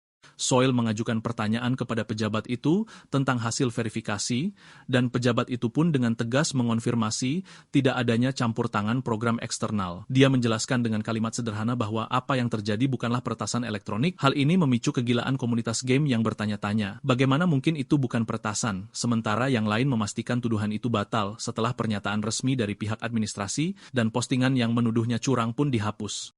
Soil berbicara kepada para pengikutnya dengan nada kemenangan, mengingatkan mereka bahwa dia telah memberitahu mereka tidak ada kecurangan dan mengejek orang-orang skeptis yang sekarang tidak dapat membantah pernyataan resmi tersebut. Dan sementara para troll mundur, beberapa orang memperhatikan antusiasmenya yang berlebihan dan memberinya julukan monster kebugaran fisik yang terlihat seperti peretasan karena kekuatannya yang berlebihan, sebuah istilah yang memenangkan kekagumannya. Di tengah berbagai klasifikasi obrolan, Soil menekankan kepada semua orang untuk mengingat dengan jelas bahwa dia tidak curang tetapi memiliki kemampuan fisik yang terlihat seperti itu, kemudian meminta komentar terakhir dari para tamunya di mana dia menggambarkan pengalaman itu sebagai menyenangkan, sementara pejabat itu berterima kasih atas kerja kerasnya. Soil mengakhiri siaran dengan mengucapkan selamat tinggal kepada para pengikutnya yang melebihi 100.000, yang terbagi antara yang heran dengan pemikirannya untuk mengumpulkan sumber daya pada tahap ini dan mereka yang menyesali berakhirnya siaran yang hanya bertujuan untuk membersihkan namanya, menggambarkan episode itu sebagai legendaris. Setelah siaran berakhir, Soil berterima kasih kepada Woo Hyun dan pejabat itu karena telah bersedia muncul dan memberikan ucapan terima kasih khusus kepadanya. Jadi dia menjawab dengan membungkuk sederhana menjelaskan bahwa masalah itu tidak perlu dibicarakan. Pejabat itu tersenyum mengejek deskripsinya tentang masalah itu sebagai hal yang sederhana dan berniat untuk pergi, tetapi dia menghentikannya tiba-tiba, di mana dia berbalik kepadanya, memberitahunya ada sesuatu yang ingin dia tanyakan padanya. Jadi, pejabat itu menunjukkan kesediaan untuk menjawab. Dia bertanya langsung padanya apakah dia pernah mengalami sejenis kesalahan teknis, bug dalam game, khususnya kasus-kasus yang mungkin mencegah pemain keluar atau melarikan diri karena adanya gangguan. Pejabat itu menyangkal pernah mendengar hal seperti itu, menyiratkan bahwa jika kesalahan fatal seperti ini ada, game tidak akan menjadi global, yang dia setujui dengan memahami jawabannya. Pejabat itu memutuskan untuk pergi akhirnya kali ini, jadi Soil menghela napas lega mengungkapkan kenyamanannya karena situasi tegang ini berakhir. Dia menoleh ke Woo Hyun, memuji usahanya, dan memberitahunya bahwa dia akan menghitung keuntungan siaran untuk menghubunginya nanti. Dan meskipun dia menjelaskan tidak membutuhkan uang, dia setuju untuk membiarkannya menghubunginya. Soil merasa di dalam hati bahwa melepaskannya seperti ini adalah kerugian besar bagi peluang konten emas yang ada di hadapannya, tetapi dia ragu untuk memintanya kembali ke siaran lagi. Dia mengurungkan niat untuk mengatakan apa yang ada di pikirannya, menyadari bahwa dia mendapatkan izin untuk penampilannya hari ini hanya untuk membersihkan namanya. Jadi dia hanya mengucapkan selamat tinggal dan berjanji akan menghubunginya lain kali. Woo Hyun berdiri sendiri, merasa kecewa karena dia tidak mendapatkan informasi yang dia harapkan tentang dunia lain. Dan sementara itu, sebuah pesan datang dari Jong Na-yeon memintanya untuk segera menemuinya di ruang persiapan tempur setelah dia mengetahui siaran berakhir. Dia menyambutnya dengan antusiasme yang luar biasa, menanyakan tentang pengalamannya di siaran, dan memberitahunya bahwa reaksi komunitas sangat eksplosif dan gila. Dia menunjukkan ketidaksukaannya pada pengalaman itu, menjelaskan bahwa gaya mengikuti obrolan dan berbicara sambil bermain tidak cocok untuknya, yang sedikit mengejutkan Nayeon. Dia menyarankan solusi alternatif, yaitu membayangkan bermain sendiri tanpa memperhatikan obrolan, dan menawarkan untuk menyesuaikan semua pengaturan agar dia mencoba hal itu sekali, tetapi dia menolaknya karena kurangnya keinginan untuk siaran pada awalnya. Nayeon tidak menyerah dan menyarankan dia untuk mencoba pemain lawan pemain PvP sekarang. Dijelaskan bahwa sistem PvP adalah pertempuran yang terjadi antar pemain dan merupakan salah satu dari dua pilar utama konten Inverse Planet di samping pemain lawan lingkungan, PvE. Dia bertanya-tanya apakah ini alasan dia memanggilnya, jadi dia mengonfirmasi hal itu sambil mengecam tindakannya yang pergi tanpa mencoba sistem ini. Dia mencoba menghindar dengan membenarkan bahwa dia tidak berencana bermain untuk sementara waktu karena merasa game itu tidak cocok untuknya, terutama dengan kecilnya kemungkinan dia kembali ke dunia lain. Tapi Nayeon memotongnya dengan tegas memastikan bahwa PvP adalah jantung dari game, dan dia tidak boleh menilai hanya dari pelatihan. Dia memikirkan kata-katanya, menyadari bahwa mode cerita, PvE, persis sama dengan dunia lain tempat dia tinggal. Sementara PvP penuh dengan hal-hal yang belum pernah dia lihat sebelumnya, dan mungkin menemukan sesuatu yang berbeda di dalamnya. Dia menyetujui eksperimen itu, jadi Nayeon mulai menjelaskan jenis-jenisnya dimulai dengan duel, yang merupakan konfrontasi langsung melawan lawan yang setara, baik tunggal maupun berpasangan. Kemudian dia beralih untuk menjelaskan mode perjuangan di mana pemain memilih salah satu dari 4 mode, kendali, pengawalan, penangkapan, pemusnahan, untuk bertarung dalam tim 5 lawan 5. Dan akhirnya, dia menjelaskan mode bertahan hidup di mana 100 pemain tersebar untuk mengumpulkan perlengkapan dan bertarung sampai 1 orang atau tim pemenang tersisa. Karena ini adalah pertama kalinya, Nayeon menyarankan mereka bermain dalam mode tim dan menawarkan untuk merekomendasikan build yang cocok untuk karakter karena PvP membutuhkannya. Tapi dia memotongnya, mengatakan padanya bahwa masalah itu tidak memerlukan hal tersebut. Dia menjelaskan kepadanya bahwa dia sudah sangat mengenal sebuah build, yaitu build yang sama, yang membuatnya menjadi orang yang dikenal di dunia lain dengan gelar manusia super. Sementara Woo Hyun sedang bersiap untuk masuk, Nayeon memberitahunya bahwa dia akan merekam sesi itu sampai dia menyelesaikan persiapannya. Jadi dia setuju memastikan dia akan segera siap. Titik awal secara wajib dipilih sebagai pangkalan militer di zona pertama, sebuah area yang terkenal dengan persebaran perlengkapan berkualitas tinggi, tetapi biasanya ramai oleh pemain level tinggi sehingga tidak cocok untuk pemula. Nayeon dengan mendesak memintanya untuk mengizinkannya merekam permainannya dalam mode PvP untuk diunggah ke YouTube. Dan meskipun dia mengungkapkan kekesalannya memintanya untuk tenang, dia mengizinkannya melakukannya, bertanya-tanya tentang alasan antusiasmenya yang berlebihan. Sebuah jendela sistem muncul, mengumumkan 60 detik tersisa untuk memulai permainan dan mengonfirmasi pemilihan pangkalan militer, jadi dia mengonfirmasi loginnya. Nayeon mengucapkan selamat tinggal kepada rekannya dengan hormat militer, mengungkapkan harapannya agar mereka bertemu lagi saat masih hidup. Begitu dia masuk, dia menemukan dirinya di lobi di lantai 3 dan menemukan lawan pertamanya di depannya. Lawan itu tampaknya melihat sekeliling mengeluh bahwa perlengkapan dan sumber daya di tempat ini sangat buruk. Lawan itu memutuskan dia perlu pindah ke tempat lain, tetapi Woo Hyun mengejutkannya dengan serangan dari belakang. Dan dalam sekejap, sistem mengumumkan eliminasi pemain Lucky Day oleh baik Woo Hyun, yang memicu keheranan Nayeon, yang tidak mengharapkan pembunuhan instan di awal, mencatat bahwa build fisiknya benar-benar berbeda dan terlihat seperti peretasan. Pemberitahuan sistem mengikuti dengan kecepatan gila, mengumumkan eliminasinya terhadap sejumlah besar pemain satu persatu. Nayeon menyaksikan apa yang terjadi dengan takjub bertanya-tanya apa yang sebenarnya sedang dia lakukan. Dia muncul mengeliminasi seorang pemain bernama Monster Slime. Dia berdiri di atas lawannya yang kalah, menyadari bahwa dia tidak lagi merasakan kehadiran pemain lain, dan bertanya-tanya apakah lawan ini adalah penyintas terakhir di area itu. Dia memikirkan situasinya, mengakui bahwa dia tidak menyangka akan bertemu 4 orang sekaligus saat turun. Dan karena dia telah selesai mengumpulkan sumber daya, dia memutuskan harus keluar dari tempat ini. Tiba-tiba, panggilan darurat sampai padanya dari Nayeon, melalui obrolan suara yang berteriak, minta tolong dan memberitahunya bahwa dia benar-benar dikepung oleh sejumlah besar musuh. Dia memeriksa peta untuk melihat lokasinya dan memperhatikan bahwa dia berada di blok seberang, yang merupakan tempat yang sangat jauh dari lokasinya saat ini. Dia memberitahunya bahwa dia akan datang dan menanyakan lokasi pastinya di gedung itu, jadi dia menjawab bahwa dia berada di atap lantai 3. Dia memperingatkannya bahwa pertempuran di lantai bawah gila karena pertempuran tampaknya berkecamuk di setiap lantai, jadi dia hanya menjawab setuju.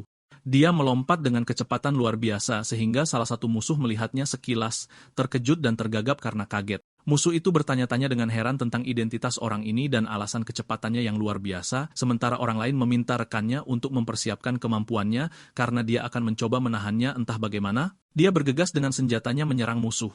Orang kedua berteriak takjub setelah Woo Hyun membantai rekannya, dan setelah itu pemberitahuan eliminasinya terhadap pemain itu muncul. Lawan itu menganalisis gayanya, menyadari bahwa dia adalah tipe fisik dan mengandalkan build kelincahan. Lawan itu menyerang dengan ganas sambil berteriak mati, melepaskan energi gelap yang merusak ke arahnya. Woo Hyun menghindari serangan itu dengan melompat menjauh. Lawan itu mengutuknya menyebutnya gila, jadi dia memberinya pukulan terakhir. Dia tetap tenang dan fokus dan terus berlari menuju lokasi Nayeon, dan pesan sistem muncul mengumumkan eliminasinya terhadap Chess-Eye, Baby Tyrannosaurus, dan Buy Me Chicken. Dia mengumumkan kedatangannya di depan gedung, jadi Nayeon terpesona dengan kecepatan kedatangannya, dan bertanya apakah dia harus turun untuk membantu, tetapi dia memerintahkannya untuk menunggu di tempatnya sementara dia mengulurkan tangan untuk membuka pintu. Dia berdiri di belakang pintu menghitung jumlah langkah yang datang ke arahnya, menebak mereka milik 4 orang atau mungkin 5. Dan begitu pintu terbuka, dia muncul dengan raut wajah dingin sehingga musuh yang mengintai mencoba menyerangnya segera menggunakan belati. Musuh bergegas berteriak dengan niat membunuh, tetapi dia membalas serangan itu dengan keterampilan superior, mencengkeram pergelangan tangan lawannya yang memicu keterkejutan si penyerang yang tidak memahami kecepatan reaksinya. Sebuah pesan sistem muncul mengumumkan eliminasi pemain Hazard oleh baik Woo Hyun yang berdiri di atas lawannya, yang kalah menyadari bahwa dia harus sedikit meningkatkan kecepatannya untuk mengakhiri masalah ini. Notifikasi sistem mengikuti dengan kecepatan gila mengumumkan eliminasinya terhadap serangkaian pemain dengan nama panggilan aneh seperti berbakti pada orang tuamu, makanan udang, dan perawatan gigi yang membuat rekannya bertanya-tanya dengan takjub dan terkejut tentang bagaimana itu terjadi dengan kecepatan berulang seperti itu. Nayeon menyadari dia menghancurkan semua orang sendirian, dan tiba-tiba dia muncul di sampingnya tanpa mengeluarkan suara apapun. Jadi dia sangat ketakutan sampai berteriak dan mengarahkan serangan ke arahnya, yang berhasil dia hindari, memarahinya karena membuatnya takut secara tiba-tiba seperti ini. Dia mengaku padanya bahwa dia tidak menyadari kehadirannya sampai dia berada tepat di sebelahnya, menunjukkan dengan heran bahwa dengan kecepatan ini, dia mungkin akan mendapatkan 14 kill sendirian, sementara dia bertanya-tanya apakah kedatangannya memang diperlukan. Dia bertanya apakah dia sudah membersihkan gedung dari musuh, lalu bertanya dengan heran tentang gergaji mesin yang dibawanya. Jadi dia menjelaskan dengan senyum polos bahwa itu adalah satu-satunya senjata yang dia temukan di dekatnya. Dia mengumumkan dengan antusias bahwa dia tidak akan kalah dalam game ini, dan bersumpah akan menggendong tim selama sisa pertandingan yang dia tanggapi dengan sarkasme dan skeptis. Pertandingan berakhir dengan mengumumkan hasil tim memenangkan juara pertama dari 50 tim, di mana Woo Hyun mencapai 25 kill, sementara Nayeon puas dengan 7 kill dan 15 assist. Dia berdiri tidak percaya bahwa mereka mencapai 10 kemenangan beruntun dan mengungkapkan kelelahannya yang luar biasa dan keinginannya untuk berhenti untuk hari itu. Jadi dia setuju dengan pendapatnya. Dia berkata pada dirinya sendiri bahwa dia pikir dia adalah mahasiswa biasa, tetapi ternyata dia adalah senjata manusia berjalan dan bertekad untuk menyeretnya ke dunia siaran langsung apapun biayanya. Dia memintanya dengan mendesak untuk menunggu hanya 2 hari sebelum memulai misi utamanya, berjanji akan memberikan proposal siaran yang sesuai pada saat itu. Dan meskipun dia mencoba menjelaskan ketidaktertarikannya, dan bahwa dia pada awalnya tidak merencanakan misi utama, Dia memotongnya, bersikeras agar dia mendengarkannya nanti dan pergi dengan cepat. Dia tetap sendirian, berpikir bahwa pengalaman bertarung pemain tidak memberinya petunjuk yang dia cari tentang dunia lain. Kemudian, Soil berbaring di kamarnya menelusuri forum komunitas game yang ramai dengan pembicaraan tentang Dewa Peretas dan keharusan dia menjadi pro serta komentar lain yang memuji siaran itu. Dia melihat jumlah penonton yang melebihi 100.000, bertanya-tanya apakah dia akan melihat angka seperti ini lagi dalam karirnya. Dia berharap bisa terus melakukan siaran dengannya dan menyalahkan dirinya sendiri karena tidak lebih gigih mempertahankannya. Dia teringat penolakan tegasnya untuk peduli tentang siaran dan mencoba meyakinkan dirinya sendiri bahwa penolakannya tidak terlalu tajam, tetapi pada akhirnya dia mengakui bahwa dia sangat teguh sejak awal. Dia memutuskan untuk memeriksa pengembalian keuangan dari siaran itu dan sangat terkejut saat melihat jumlah besar yang terkumpul.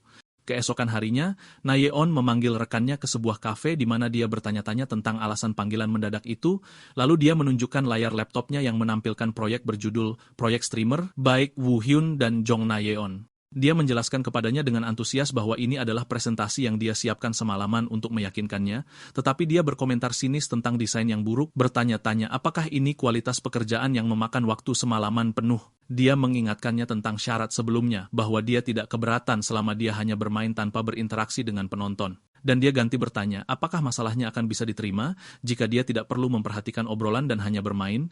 Jadi dia menyangkal persetujuan eksplisitnya, menjelaskan bahwa dia tidak mengatakan itu bagus, tetapi hanya mendiskusikan hipotesisnya. Dia mengusulkan ide alternatif, yaitu menggunakan format observasi realitas. Dia menjelaskan kepadanya bahwa format ini menyerupai acara realitas variety, di mana staf duduk di studio untuk menonton rekaman orang lain dan mengomentarinya, dan dia mengakhiri presentasinya dengan menyarankan agar dia mengambil tugas bermain game, sementara dia mengambil tugas interaksi dan komentar sepenuhnya. Dia melanjutkan upayanya untuk meyakinkannya tentang proyek siaran, menyarankan untuk menyewa komentator profesional jika dia merasa kehadiran mereka saja tidak cukup, dan bahkan menawarinya kesepakatan yang menggiurkan untuk membagi pendapatan 60 untuknya berbanding 40 untuknya, bertanya-tanya apakah tawaran ini cukup baik, tetapi dia tetap pada penolakan tegasnya yang menunjukkan ketidaktertarikannya pada masalah itu. Dia menyadari rekannya tidak memahami nilai pendapatan siaran, jadi dia bertanya apakah dia sudah memeriksa penyelesaian keuangan yang dikirimkan streamer Soil kepadanya hari itu, sehingga dia teringat telah menerima email di pagi hari, tetapi tidak memeriksanya karena terburu-buru pergi. Dia membuka ponselnya untuk memeriksa pesan yang diterima dari Kang Soil, yang berisi jumlah penyelesaian pertama sebesar 6.000 won, dengan catatan terlampir tentang pesan donasi menarik yang juga dilampirkan. Nayeon tercengang dengan besarnya jumlah itu, mengecam bagaimana dia bisa menolak siaran meskipun mendapatkan 6 juta won sementara fokusnya sepenuhnya tertuju pada pesan terlampir. Dia membaca pesan donasi berturut-turut dari seseorang yang menyebut dirinya penonton anonim 62 yang menyambutnya dan bertanya tentang perasaannya kembali ke kenyataan, memberitahunya bahwa misi khusus baru telah disiapkan untuknya dan bahwa dia akan menonton siarannya mulai sekarang. Woo Hyun segera menyadari bahwa orang ini tahu dia kembali dari sisi lain dan bahwa penggunaan angka 62 di nama pengguna adalah referensi eksplisit untuknya sebagai subjek uji coba. 62, kecemasan dan pertanyaan menguasainya mengenai identitas orang yang mengetahui rahasianya dan kepulangannya. Dia bertanya pada Nayeon dengan serius apakah dia bisa mencari tahu informasi donatur, tetapi dia menjelaskan kepadanya ketidakmungkinan hal itu karena undang-undang privasi. Dia menambahkan bahwa dia juga tidak bisa mengirim pesan langsung kepada donatur, dan satu-satunya cara untuk berinteraksi dengannya adalah selama siaran langsung, dan pada saat itu, dia mengambil keputusan dan setuju untuk melakukannya. Dia mengumumkan tekadnya untuk melakukan siaran, yang memicu antusiasmenya saat dia memintanya untuk konfirmasi dan tidak mundur nanti.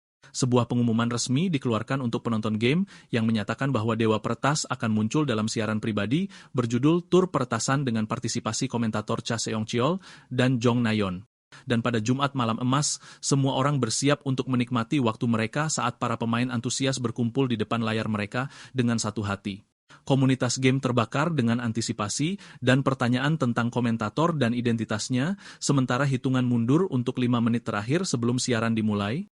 Dan di studio siaran di dalam dunia planet Inverse, ketegangan menyelimuti suasana sebelum peluncuran. Nayeon mengungkapkan ketegangannya yang luar biasa, sementara komentator Cha Seong-cheol mencoba menenangkannya dengan memastikan persiapan mereka sudah komprehensif. Cha, seorang komentator ahli dalam game, mengaku sangat gugup saat pertama kali menerima tawaran partisipasi, dan dia menunjukkan keterkejutannya pada kemampuannya untuk mendapatkan Woo Hyun untuk siaran tersebut.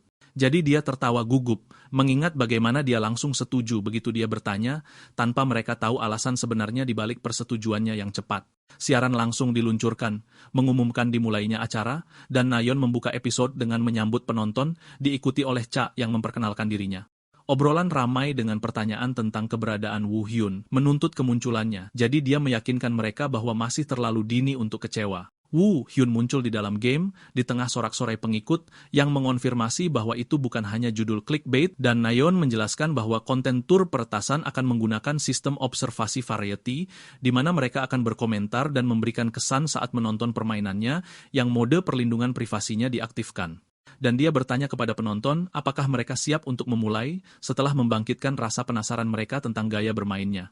Dia mengirim sinyal mulai kepadanya, dan dia menerima pesan langsung melalui perangkat nirkabel dari kantor manajemen dunia lain yang memintanya untuk menyelamatkan para penyintas dan meninggalkan hutan. Detail misi utama muncul memintanya untuk melewati penjaga yang mencari subjek uji coba yang melarikan diri dan bergabung dengan kantor di luar hutan, yang dia komentari sama persis dengan waktu sebelumnya. Dia ingat bahwa di dunia lain, dia hanya sibuk melarikan diri, tetapi kali ini dia bertekad untuk mengubahnya, dan dia berteriak dengan suara keras untuk menarik musuh ke arahnya. Musuh mendeteksi suara teriakannya, pemimpin mereka langsung berteriak saat melihatnya, dan memerintahkan serangan dari 3 arah yang berbeda. Dia melawan para penyerangnya menggunakan senjatanya dengan terampil untuk menghindari pukulan beruntun mereka, dan dia mengancam mereka dengan nada tajam bahwa mereka semua akan mati saat dia mengayunkan senjatanya yang menyebabkan kehancuran luas. Para penjaga menembakkan rentetan peluru ke arahnya, tetapi dia berhasil menangkis dan menghindarinya dengan gerakan cepat dan tepat menggunakan senjatanya. Teriakan kesakitan terdengar dari salah satu musuh setelah terkena serangan. Salah satu penjaga menggambarkannya sebagai orang bodoh karena datang langsung kepada mereka, sementara yang lain berteriak memerintahkan untuk membunuhnya. Dia menggunakan senjata berantainya untuk menangkap dan menarik musuh. Dia melompat ke udara, menggunakan senjatanya untuk menjebak lawan-lawannya, menyebabkan mereka saling bertabrakan di tengah erangan mereka. Dia melanjutkan serangan brutalnya dan melemparkan musuh-musuhnya ke tanah dengan paksa, lalu menimpa mereka dari atas, menghabisi mereka sepenuhnya sementara salah satu penyintas yang ketakutan berteriak menggambarkannya sebagai serangga sialan dan mengumumkan lokasinya. Di studio siaran, Nayeon tampak terkejut dengan apa yang dilihatnya, sementara komentator Cha berkomentar bahwa gaya ini benar-benar berbeda dari game Planet Inverse yang dia kenal, menunjukkan bahwa ini adalah pertama kalinya dia melihat gaya gameplay seperti ini sepanjang karirnya. Dia menambahkan bahwa mengumpulkan musuh dengan cara ini tanpa pertimbangan strategis apapun itu aneh, sementara para pengikut berkomentar di obrolan dengan sinis bahwa keberadaan Dewa Peretas itu sendiri dianggap sebagai strategi dan kemalasan dalam mencari musuh, membawa mereka kepadamu adalah solusi yang logis. Sebuah donasi muncul dari seorang penonton yang bertanya-tanya apakah skill keberadaan absolut terlalu kuat karena tidak memiliki waktu jeda. Nayeon mengajukan pertanyaan itu kepada komentator ahli yang menyangkalnya dengan tegas. Cha menjelaskan bahwa sebagian besar skill memiliki waktu jeda, dan oleh karena itu build Woo Hyun yang mengandalkan elemen dasar tanpa jeda mungkin terlihat sangat kuat. Komentator melanjutkan penjelasannya bahwa keberadaan absolut hanya memperkuat kemampuan fisik dan tidak meningkatkan kecerdasan tempur atau efisiensi senjata, mengingatkan semua orang bahwa dia bermain tanpa koreksi sistem apapun. Dan dia menyimpulkan analisisnya bahwa penampilan yang mengesankan itu karena dialah yang menggunakan kemampuan tersebut.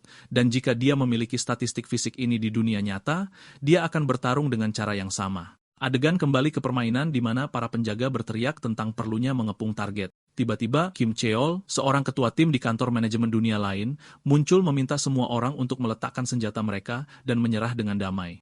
Kantor itu diperkenalkan sebagai departemen pemerintah yang bertanggung jawab untuk menekan entitas penyerbu yang melintasi gerbang dimensi, dan teks menjelaskan bahwa mereka terutama bekerja untuk menahan dan menekan entitas berbahaya di dalam dunia terbalik di mana dimensi tumpang tindih.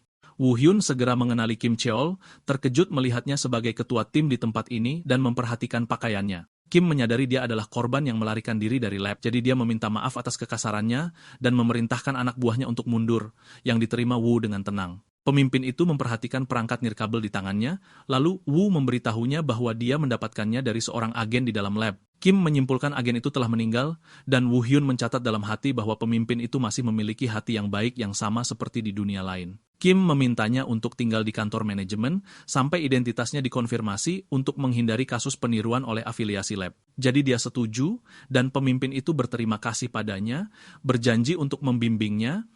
Game mengumumkan penyelesaian misi utama dengan bergabung dengan kantor manajemen, dan dia memperoleh level baru dan poin kekuatan, dan gedung markas kantor pun muncul. Dia duduk di sebuah ruangan yang menyerupai ruang konsultasi di dalam markas, tidak percaya dia berakhir di sini. Dia mengingat kembali ingatannya setelah melarikan diri dari lab di dunia lain, di mana dia menerima permintaan dari perusahaan untuk mengumpulkan uang demi balas dendam, termasuk pembunuhan dan penculikan. Tetapi dia menunjukkan bahwa sebagian besar pekerjaannya terdiri dari operasi penekanan di dalam dunia terbalik. Dia mengingat kembali ingatannya dari dunia lain, di mana perusahaan-perusahaan menyapu dunia terbalik secara sembrono, mencari jarahan. Dan ketika mereka menemukan jarahan itu tidak berguna, mereka melemparkan misi pembersihan padanya, yang tak terelakkan menyebabkan keterlibatannya dengan kantor manajemen dunia lain. Dia menjelaskan bahwa hubungannya dengan kantor itu rumit karena mereka terkadang bekerja sama dalam operasi penekanan, tetapi di banyak waktu lain, mereka bentrok dan saling menodongkan senjata sebelum sebuah suara yang menyapanya memotong lamunannya. Pembicara memperkenalkan dirinya sebagai Lee Eugene, seorang agen dari tim pertama kantor manajemen dunia lain, sementara pengikut di obrolan berinteraksi dengan antusias dengan penampilannya, memuji kecantikannya yang termasuk yang terbaik dalam game. Dia menyambutnya dengan frasa sopan, mencatat bahwa dia telah melalui banyak kesulitan untuk sampai di sini, yang dia tanggapi dengan langsung mengenalinya. Dia menawarinya dua pilihan untuk masa depannya. Yang pertama adalah hidup sebagai warga sipil di bawah perlindungan kantor dengan larangan keras menggunakan kekuatannya, dan yang kedua adalah bergabung menjadi agen di kantor manajemen dunia lain. Dan dia menjelaskan kepadanya bahwa jika dia memilih opsi kedua, dia tidak akan langsung bekerja sebagai agen yang berwenang penuh, tetapi akan menjalani pelatihan yang tepat dan akan dikerahkan ke lapangan hanya ketika mereka menilai dia siap untuk itu. Dia memikirkan ironi aneh, di mana dia dulu membunuh agen kantor di dunia lain, dan sekarang dia menjadi calon rekan kerja mereka. Dia menanyakan keputusan akhirnya, jadi dia mulai menjawab, tetapi siaran tiba-tiba terputus, memicu kekesalan para pengikut yang menuntut untuk tidak berhenti di sini. Jauh di lubuk hatinya, dia menyadari bahwa memilih kehidupan sipil akan berarti kembali bekerja sebagai tentara bayaran untuk perusahaan seperti yang terjadi di sana, sebuah jalan yang tidak ingin dia ulangi. Selain itu, rasa ingin tahunya tentang urusan internal kantor menjadi motif tambahan. Dia mengumumkan keputusannya untuk bergabung sebagai agen, jadi Eugene menyambut keputusannya mengingat dia akan sangat membantu mereka. Dia mengungkapkan kepadanya bahwa perusahaan baru-baru ini terus merekrut orang yang bangkit, menyebabkan kekurangan staf di kantor. Dia berbisik kepadanya menasihati bahwa banyak yang menyesal menandatangani kontrak dengan perusahaan, memastikan dia tidak mengatakan itu hanya karena dia adalah seorang agen kantor. Dia menjelaskan bahwa perusahaan masih dalam tahap awal dalam melatih orang yang bangkit dan kurang pengalaman, serta seringkali tidak bertanggung jawab atas kecelakaan yang terjadi selama pelatihan. Sementara kantor dianggap sebagai organisasi yang sudah lama berdiri. Dia menjelaskan perbedaan antara pengalaman kantor dan struktur perusahaan. Dia menambahkan bahwa gaji perusahaan mungkin lebih baik, tetapi bekerja dengan mereka lebih berbahaya. Woo Hyun tahu itu karena banyak orang yang bangkit kehilangan nyawa mereka saat menjalankan kontrak perusahaan di dunia lain, dan dia ingat dengan getir bahwa beberapa perusahaan pada awalnya tidak membayar upahnya, yang memaksanya menggunakan metode ekstrem untuk memaksa mereka membayar. Dia mencatat bahwa insiden-insiden itulah yang mengungkapkan identitasnya sebagai orang yang setengah bangkit ke kantor dan menempatkannya di bawah pengawasan untuk suatu periode, bertanya-tanya apakah dia bertemu manajer Kim pada saat itu. Eugene memulai prosedur pendaftaran berkasnya sebagai orang yang bangkit di sistem dan menyerahkan telepon kerjanya. Dia bertanya tentang langkah selanjutnya, jadi dia mengulangi periode pelatihan percobaan dan penilaian sebelum promosi dan penugasan tim. Dia menyatakan harapannya agar dia bergabung dengan timnya, tim 1, jika memungkinkan, yang sangat dia harapkan. Dia merasa masih berutang budi padanya karena berkat dia memimpin penyerbuan lab di dunia lain, dia dan rekan-rekannya berhasil selamat meskipun terjadi bentrokan di antara mereka nanti, jadi dia memutuskan untuk mendedikasikan ini untuknya dan para korban. Saat mereka bertukar percakapan ramah tentang menantikan bekerja bersama, para pengikut di siaran menyadari sesuatu yang aneh dan bertanya-tanya bagaimana NPC bisa berbicara secara alami seperti ini. Para komentator menunjukkan bahwa NPC biasanya tidak berkomunikasi dengan cara yang benar dan rumit seperti ini. Cha dan Nayeon bertanya-tanya tentang opsi yang tersedia, sementara dia terkejut karena karakter Lee Eugene yang dia temui benar-benar berbeda dari apa yang dia lihat sekarang.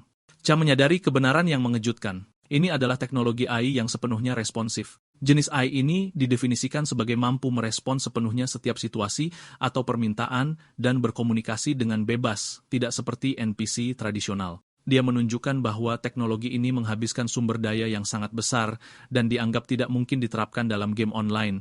Bertanya-tanya apakah mereka telah memecahkan masalah sumber daya. Cha tidak setuju dengan pendapat Nayeon, percaya itu adalah Easter egg tersembunyi, dan jika tidak, itu tidak akan disembunyikan seperti ini, menyarankan adanya kondisi untuk mengaktifkannya. Dia berasumsi kondisi minimumnya adalah memulai dengan rasio peningkatan 0 dari awal, yang merupakan perbedaan utama antara pemain normal dan pemain bayar untuk menang. Nayeon mengakhiri siaran dengan memastikan bahwa forum akan meledak dengan diskusi dan Cha mengungkapkan antusiasme dan antisipasinya yang luar biasa terhadap pengumuman resmi dari perusahaan sampai-sampai dia tidak akan bisa tidur. Di ruang siaran, Nayeon menunjukkan bahwa seseorang yang sangat tertarik dengan cerita game pasti akan menganggap situasi ini menarik, mengisyaratkan kemungkinan mengundang tamu besar di masa depan. Kemudian dia berbicara kepada komentator Cha, mengumumkan dengan penyesalan bahwa kemajuan cerita yang disepakati untuk hari ini berakhir di sini, mengundang penonton untuk menantikan siaran berikutnya untuk menyelesaikannya dan mengumumkan transisi sekarang ke konten PvP di tengah keberatan penonton. Wow, Hyun muncul di ruang persiapan pertempuran sambil menyadari bahwa penonton anonim 62 belum muncul. Sebelumnya, dia meminta Nayeon untuk memberitahunya segera jika penonton ini mengirim donasi atau komentar apapun, menegaskan bahwa dia tidak peduli dengan situasi saat ini sebanyak dia peduli tentang itu. Jadi dia setuju, dan dia memutuskan untuk menyelesaikan siaran karena tidak ada kontak darinya. Dia mengirim pesan yang menyatakan kesiapannya, jadi dia mengumumkan untuk melanjutkan dengan segmen PvP. Cha mencatat bahwa ini adalah pertama kalinya pemain peretas menjalani pertandingan resmi, di mana awalannya akan dari liga normal. Sistem peringkat di Inverse Planet yang terdiri dari 8 peringkat ditinjau, di mana seseorang harus memenangkan 10 pertandingan di liga normal untuk mencapai peringkat perunggu. Cha menjelaskan bahwa pemain profesional rata-rata membutuhkan 30 menit untuk mencapainya, sementara pemain normal membutuhkan 2 jam, membuat para pengikut merasa frustrasi dengan tingkat permainan mereka. Tiba-tiba, sebuah pesan misi baru muncul meminta Woo Hyun untuk mencapai peringkat perunggu dalam 30 menit, dengan imbalan hadiah finansial sebesar 500.000 won, memicu keheranan Nayeon. Nayeon mengirim pesan kepada rekannya menggambarkan misi itu sebagai luar biasa dan bertanya-tanya apakah dia bisa memenangkan 10 pertandingan dalam setengah jam, sementara para pengikut bertanya-tanya apakah menerima tantangan itu adalah kepercayaan diri atau kesombongan, menuntut agar dia bergegas. Kegembiraan meningkat di studio, dan dia mengundang semua orang untuk menonton sampai akhir, sementara narator menunjukkan bahwa mereka belum tahu apa yang menanti mereka. Sistem pencocokan berhasil menemukan pertandingan solo normal di distrik perumahan zona 6, dan ronde pertama akan dimulai dalam 10 detik. Cha menyatakan keterkejutannya ketika melihatnya menggunakan senjata yang belum pernah dia lihat sebelumnya, dan dia menganalisis situasi itu bertanya-tanya apakah ini adalah build jarak dekat, mencatat kemungkinan kontrol penuh jika dia menjaga jarak. Ronde pertama dimulai, dan Cha bertanya-tanya apakah lawan telah meremehkan Woo Hyun, sementara lawan mulai mengaktifkan skill ledakan es. Raut terkejut dan ketakutan muncul di wajah lawan, dan ronde pertama berakhir dengan cepat dengan kemenangan Woo Hyun 1-0. Ronde berikutnya segera dimulai, tetapi lawan menyerah begitu melihatnya, menggambarkannya sebagai akun Smurf lain, jadi dia memenangkan pertandingan. Di pertandingan kedua, Woo Hyun menggunakan senjata anehnya sementara lawannya berteriak kaget ketika dia mendapati bahwa dia memblokir tombak bayangannya.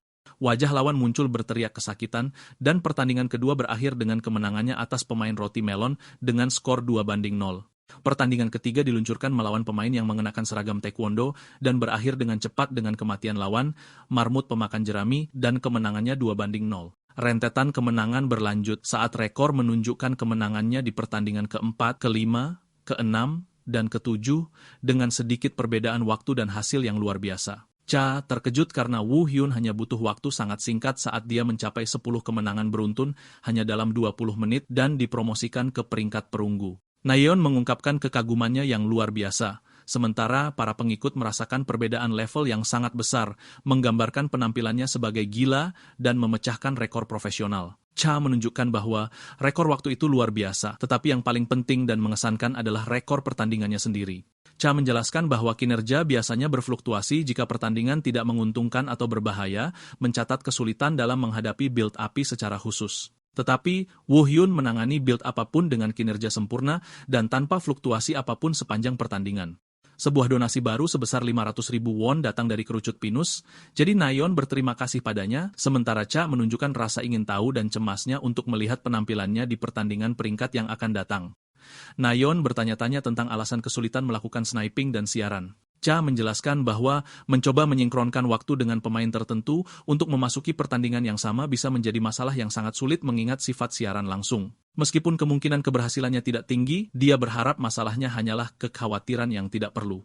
Penonton menggambarkan pembicaraan ini sebagai pertanda buruk untuk apa yang akan datang. Sistem berhasil menemukan pertandingan peringkat solo di kuburan zona 11, dan saat masuk, seseorang berteriak mengumumkan bahwa dia telah menemukan targetnya. Pemain dengan rambut oranye dan kacamata muncul menggambarkan Woo Hyun sebagai bajingan kurang ajar yang akhirnya dia temui, menyatakan bahwa waktu untuk merehabilitasi si peretas telah tiba, memicu keterkejutan para pengikut yang bertanya-tanya dengan takjub bagaimana sniping bisa terjadi di pertandingan peringkat pertama, sementara yang lain menunjukkan ini adalah perilaku biasa dari para pemain ini, meskipun mereka bukan bagian dari perusahaan. Cha mengindikasikan dia tidak akan terseret ke dalam provokasi ini, karena sebelumnya dia disarankan untuk mengabaikan situasi seperti itu sepenuhnya. Dan sementara Nayeon menonton dengan gugup, lawannya memulai ronde pertama dengan teriakan menggema dan ledakan energi yang besar. Lawan bergegas dengan sekuat tenaga ke arahnya untuk mengakhiri pertarungan dengan satu pukulan penutup. Lawan terbang di udara sambil meneriakkan kutukan, sementara komentar mengejek ketidakmampuannya mendaratkan pukulan apapun meskipun janjinya sebelumnya, bertanya-tanya dengan sinis siapa yang sekarang diberi pelajaran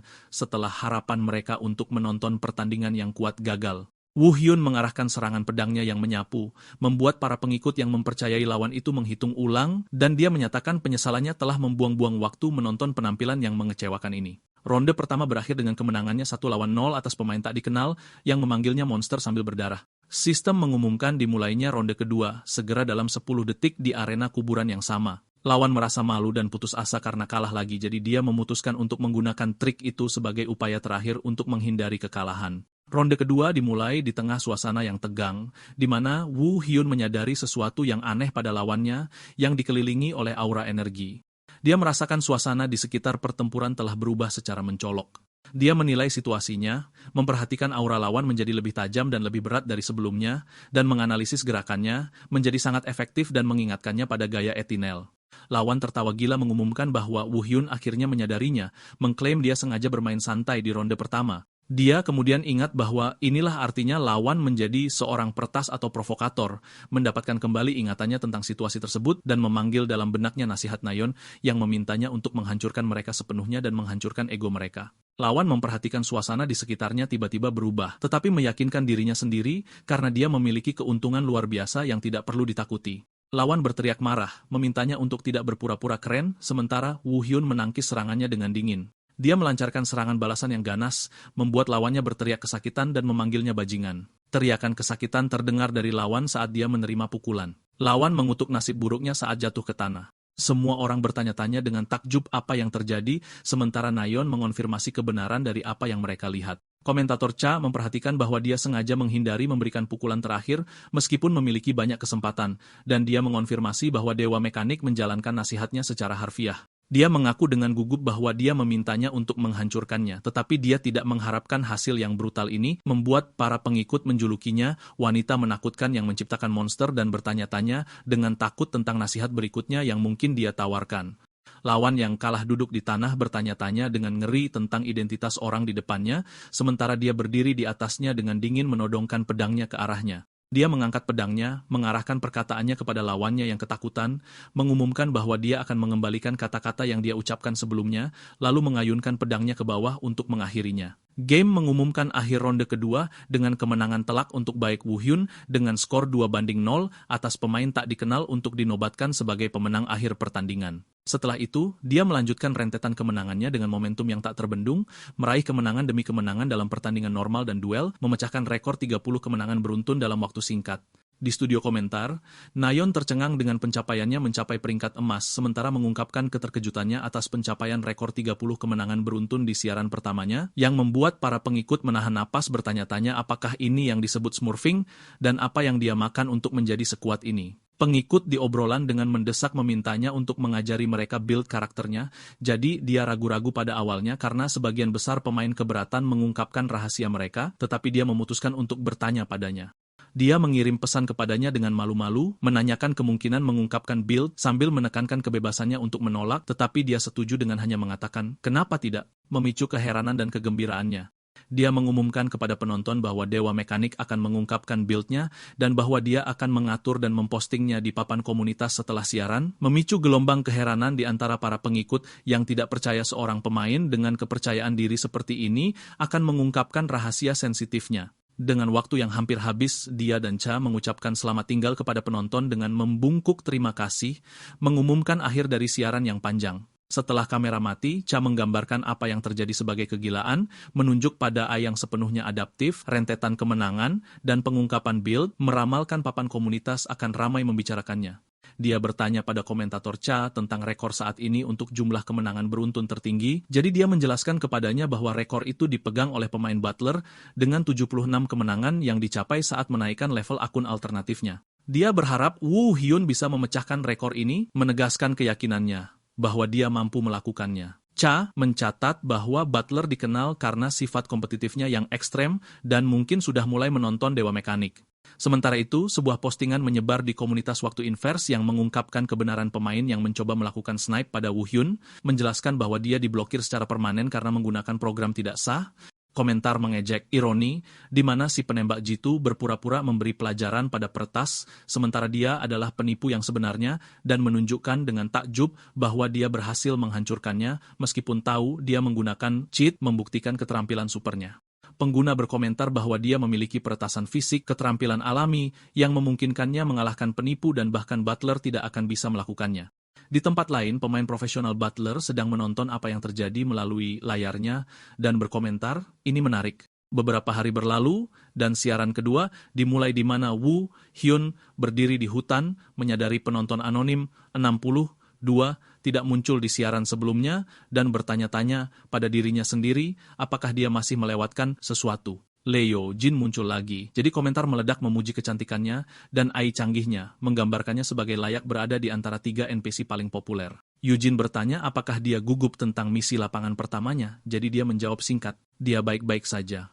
Jendela misi baru muncul memintanya untuk mengenakan setelan tempur dan menuju ke lokasi yang ditentukan, jadi dia berpikir bahwa seorang agent trainee yang langsung mendapatkan misi lapangan itu bagus karena menyelamatkannya dari pelatihan berkat berada di dalam game. Dia bertanya tentang sifat misi itu, jadi Yoo-jin menjelaskan mereka harus memusnahkan entitas penyerbu di dalam dunia terbalik sepenuhnya dan menyegel tempat itu, mencatat laporan tentang potensi amukan oleh entitas-entitas itu. Mereka tiba di sebuah pabrik terbengkalai, di mana dia memperhatikan itu adalah situs lain yang ditinggalkan oleh perusahaan, dan Yoo-jin mengonfirmasi bahwa mereka meninggalkan tempat-tempat ini secara implisit karena entitas terkadang berguna. Dia menghela napas, sedih, mengatakan perusahaan menimbulkan kekacauan, lalu menyingkir ketika tidak ada keuntungan, yang dia setujui, menyadari tindakan perusahaan serupa di kedua dunia.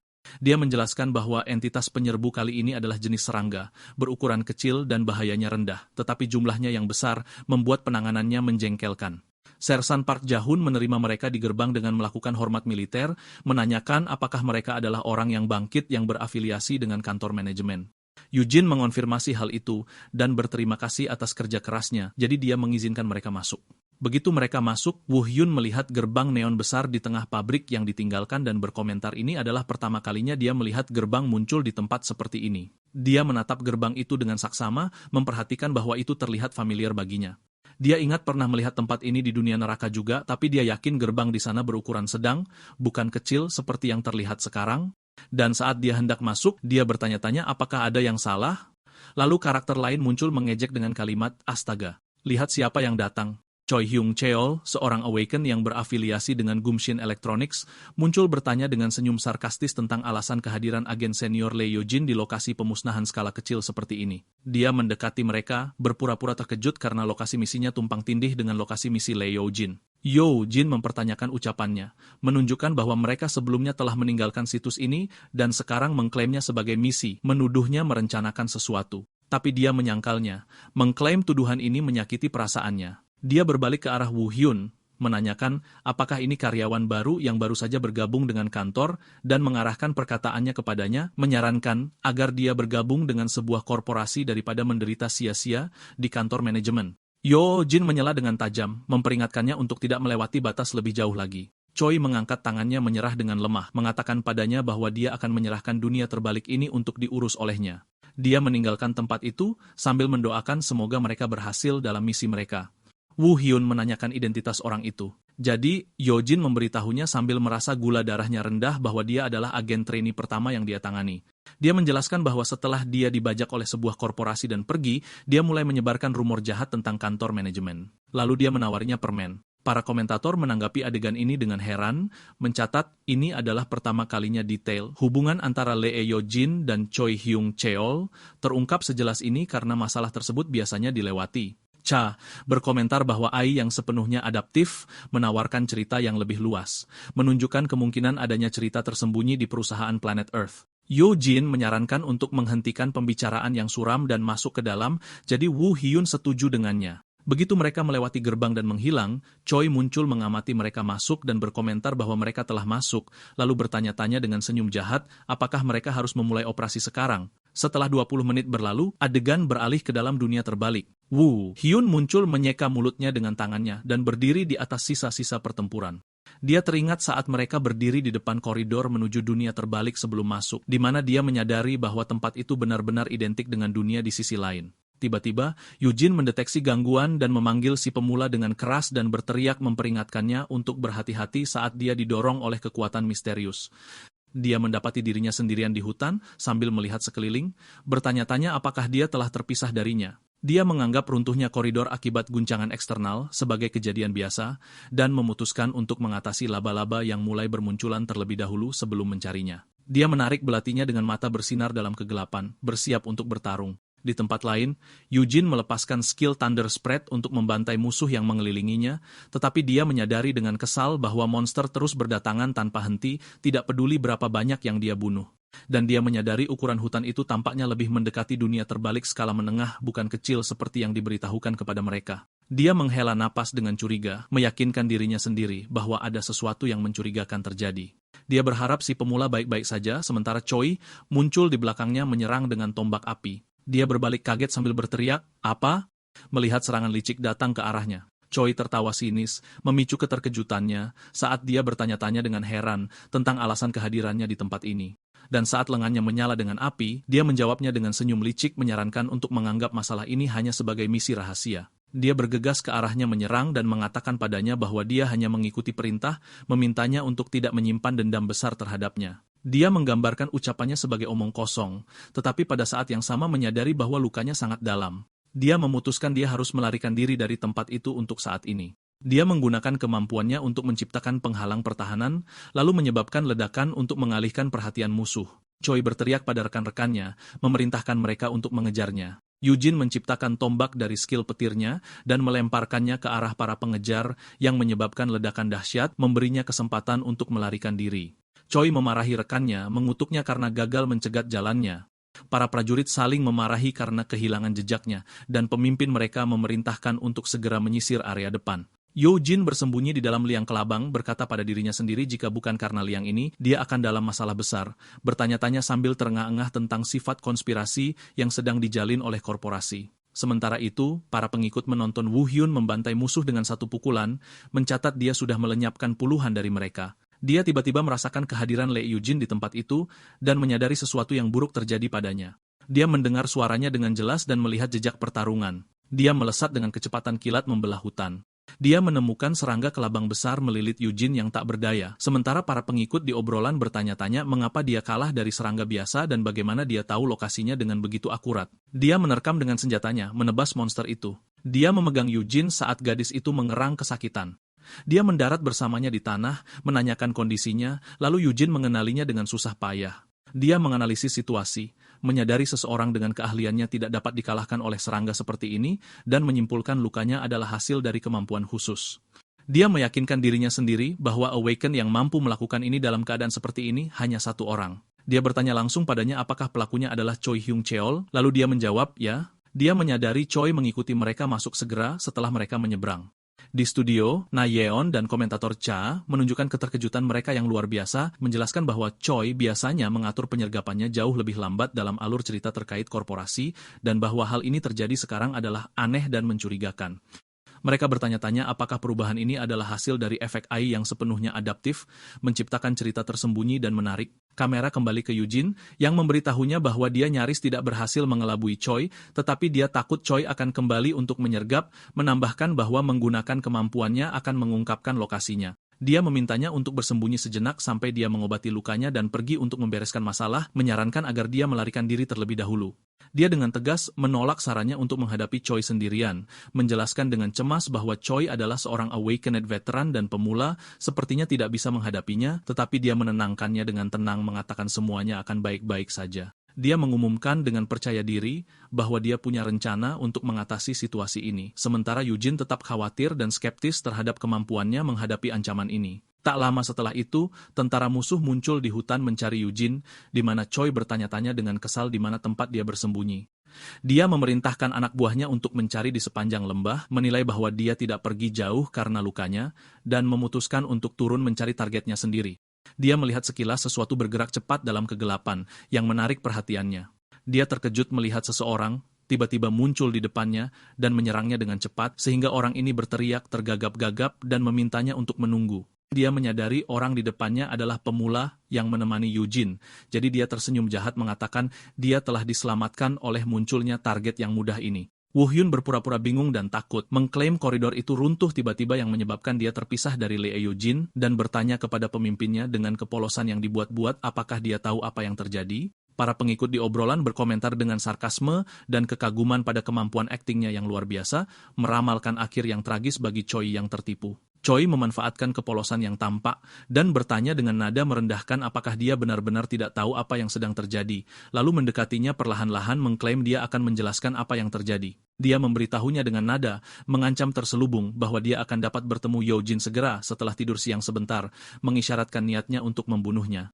Dan saat dia mendekat untuk melancarkan pukulan liciknya, Woo Hyun, yang telah menunggu saat yang tepat ini untuk menjalankan rencananya, bersiap-siap dan melancarkan serangan balasan kepadanya saat Choi mendekatinya.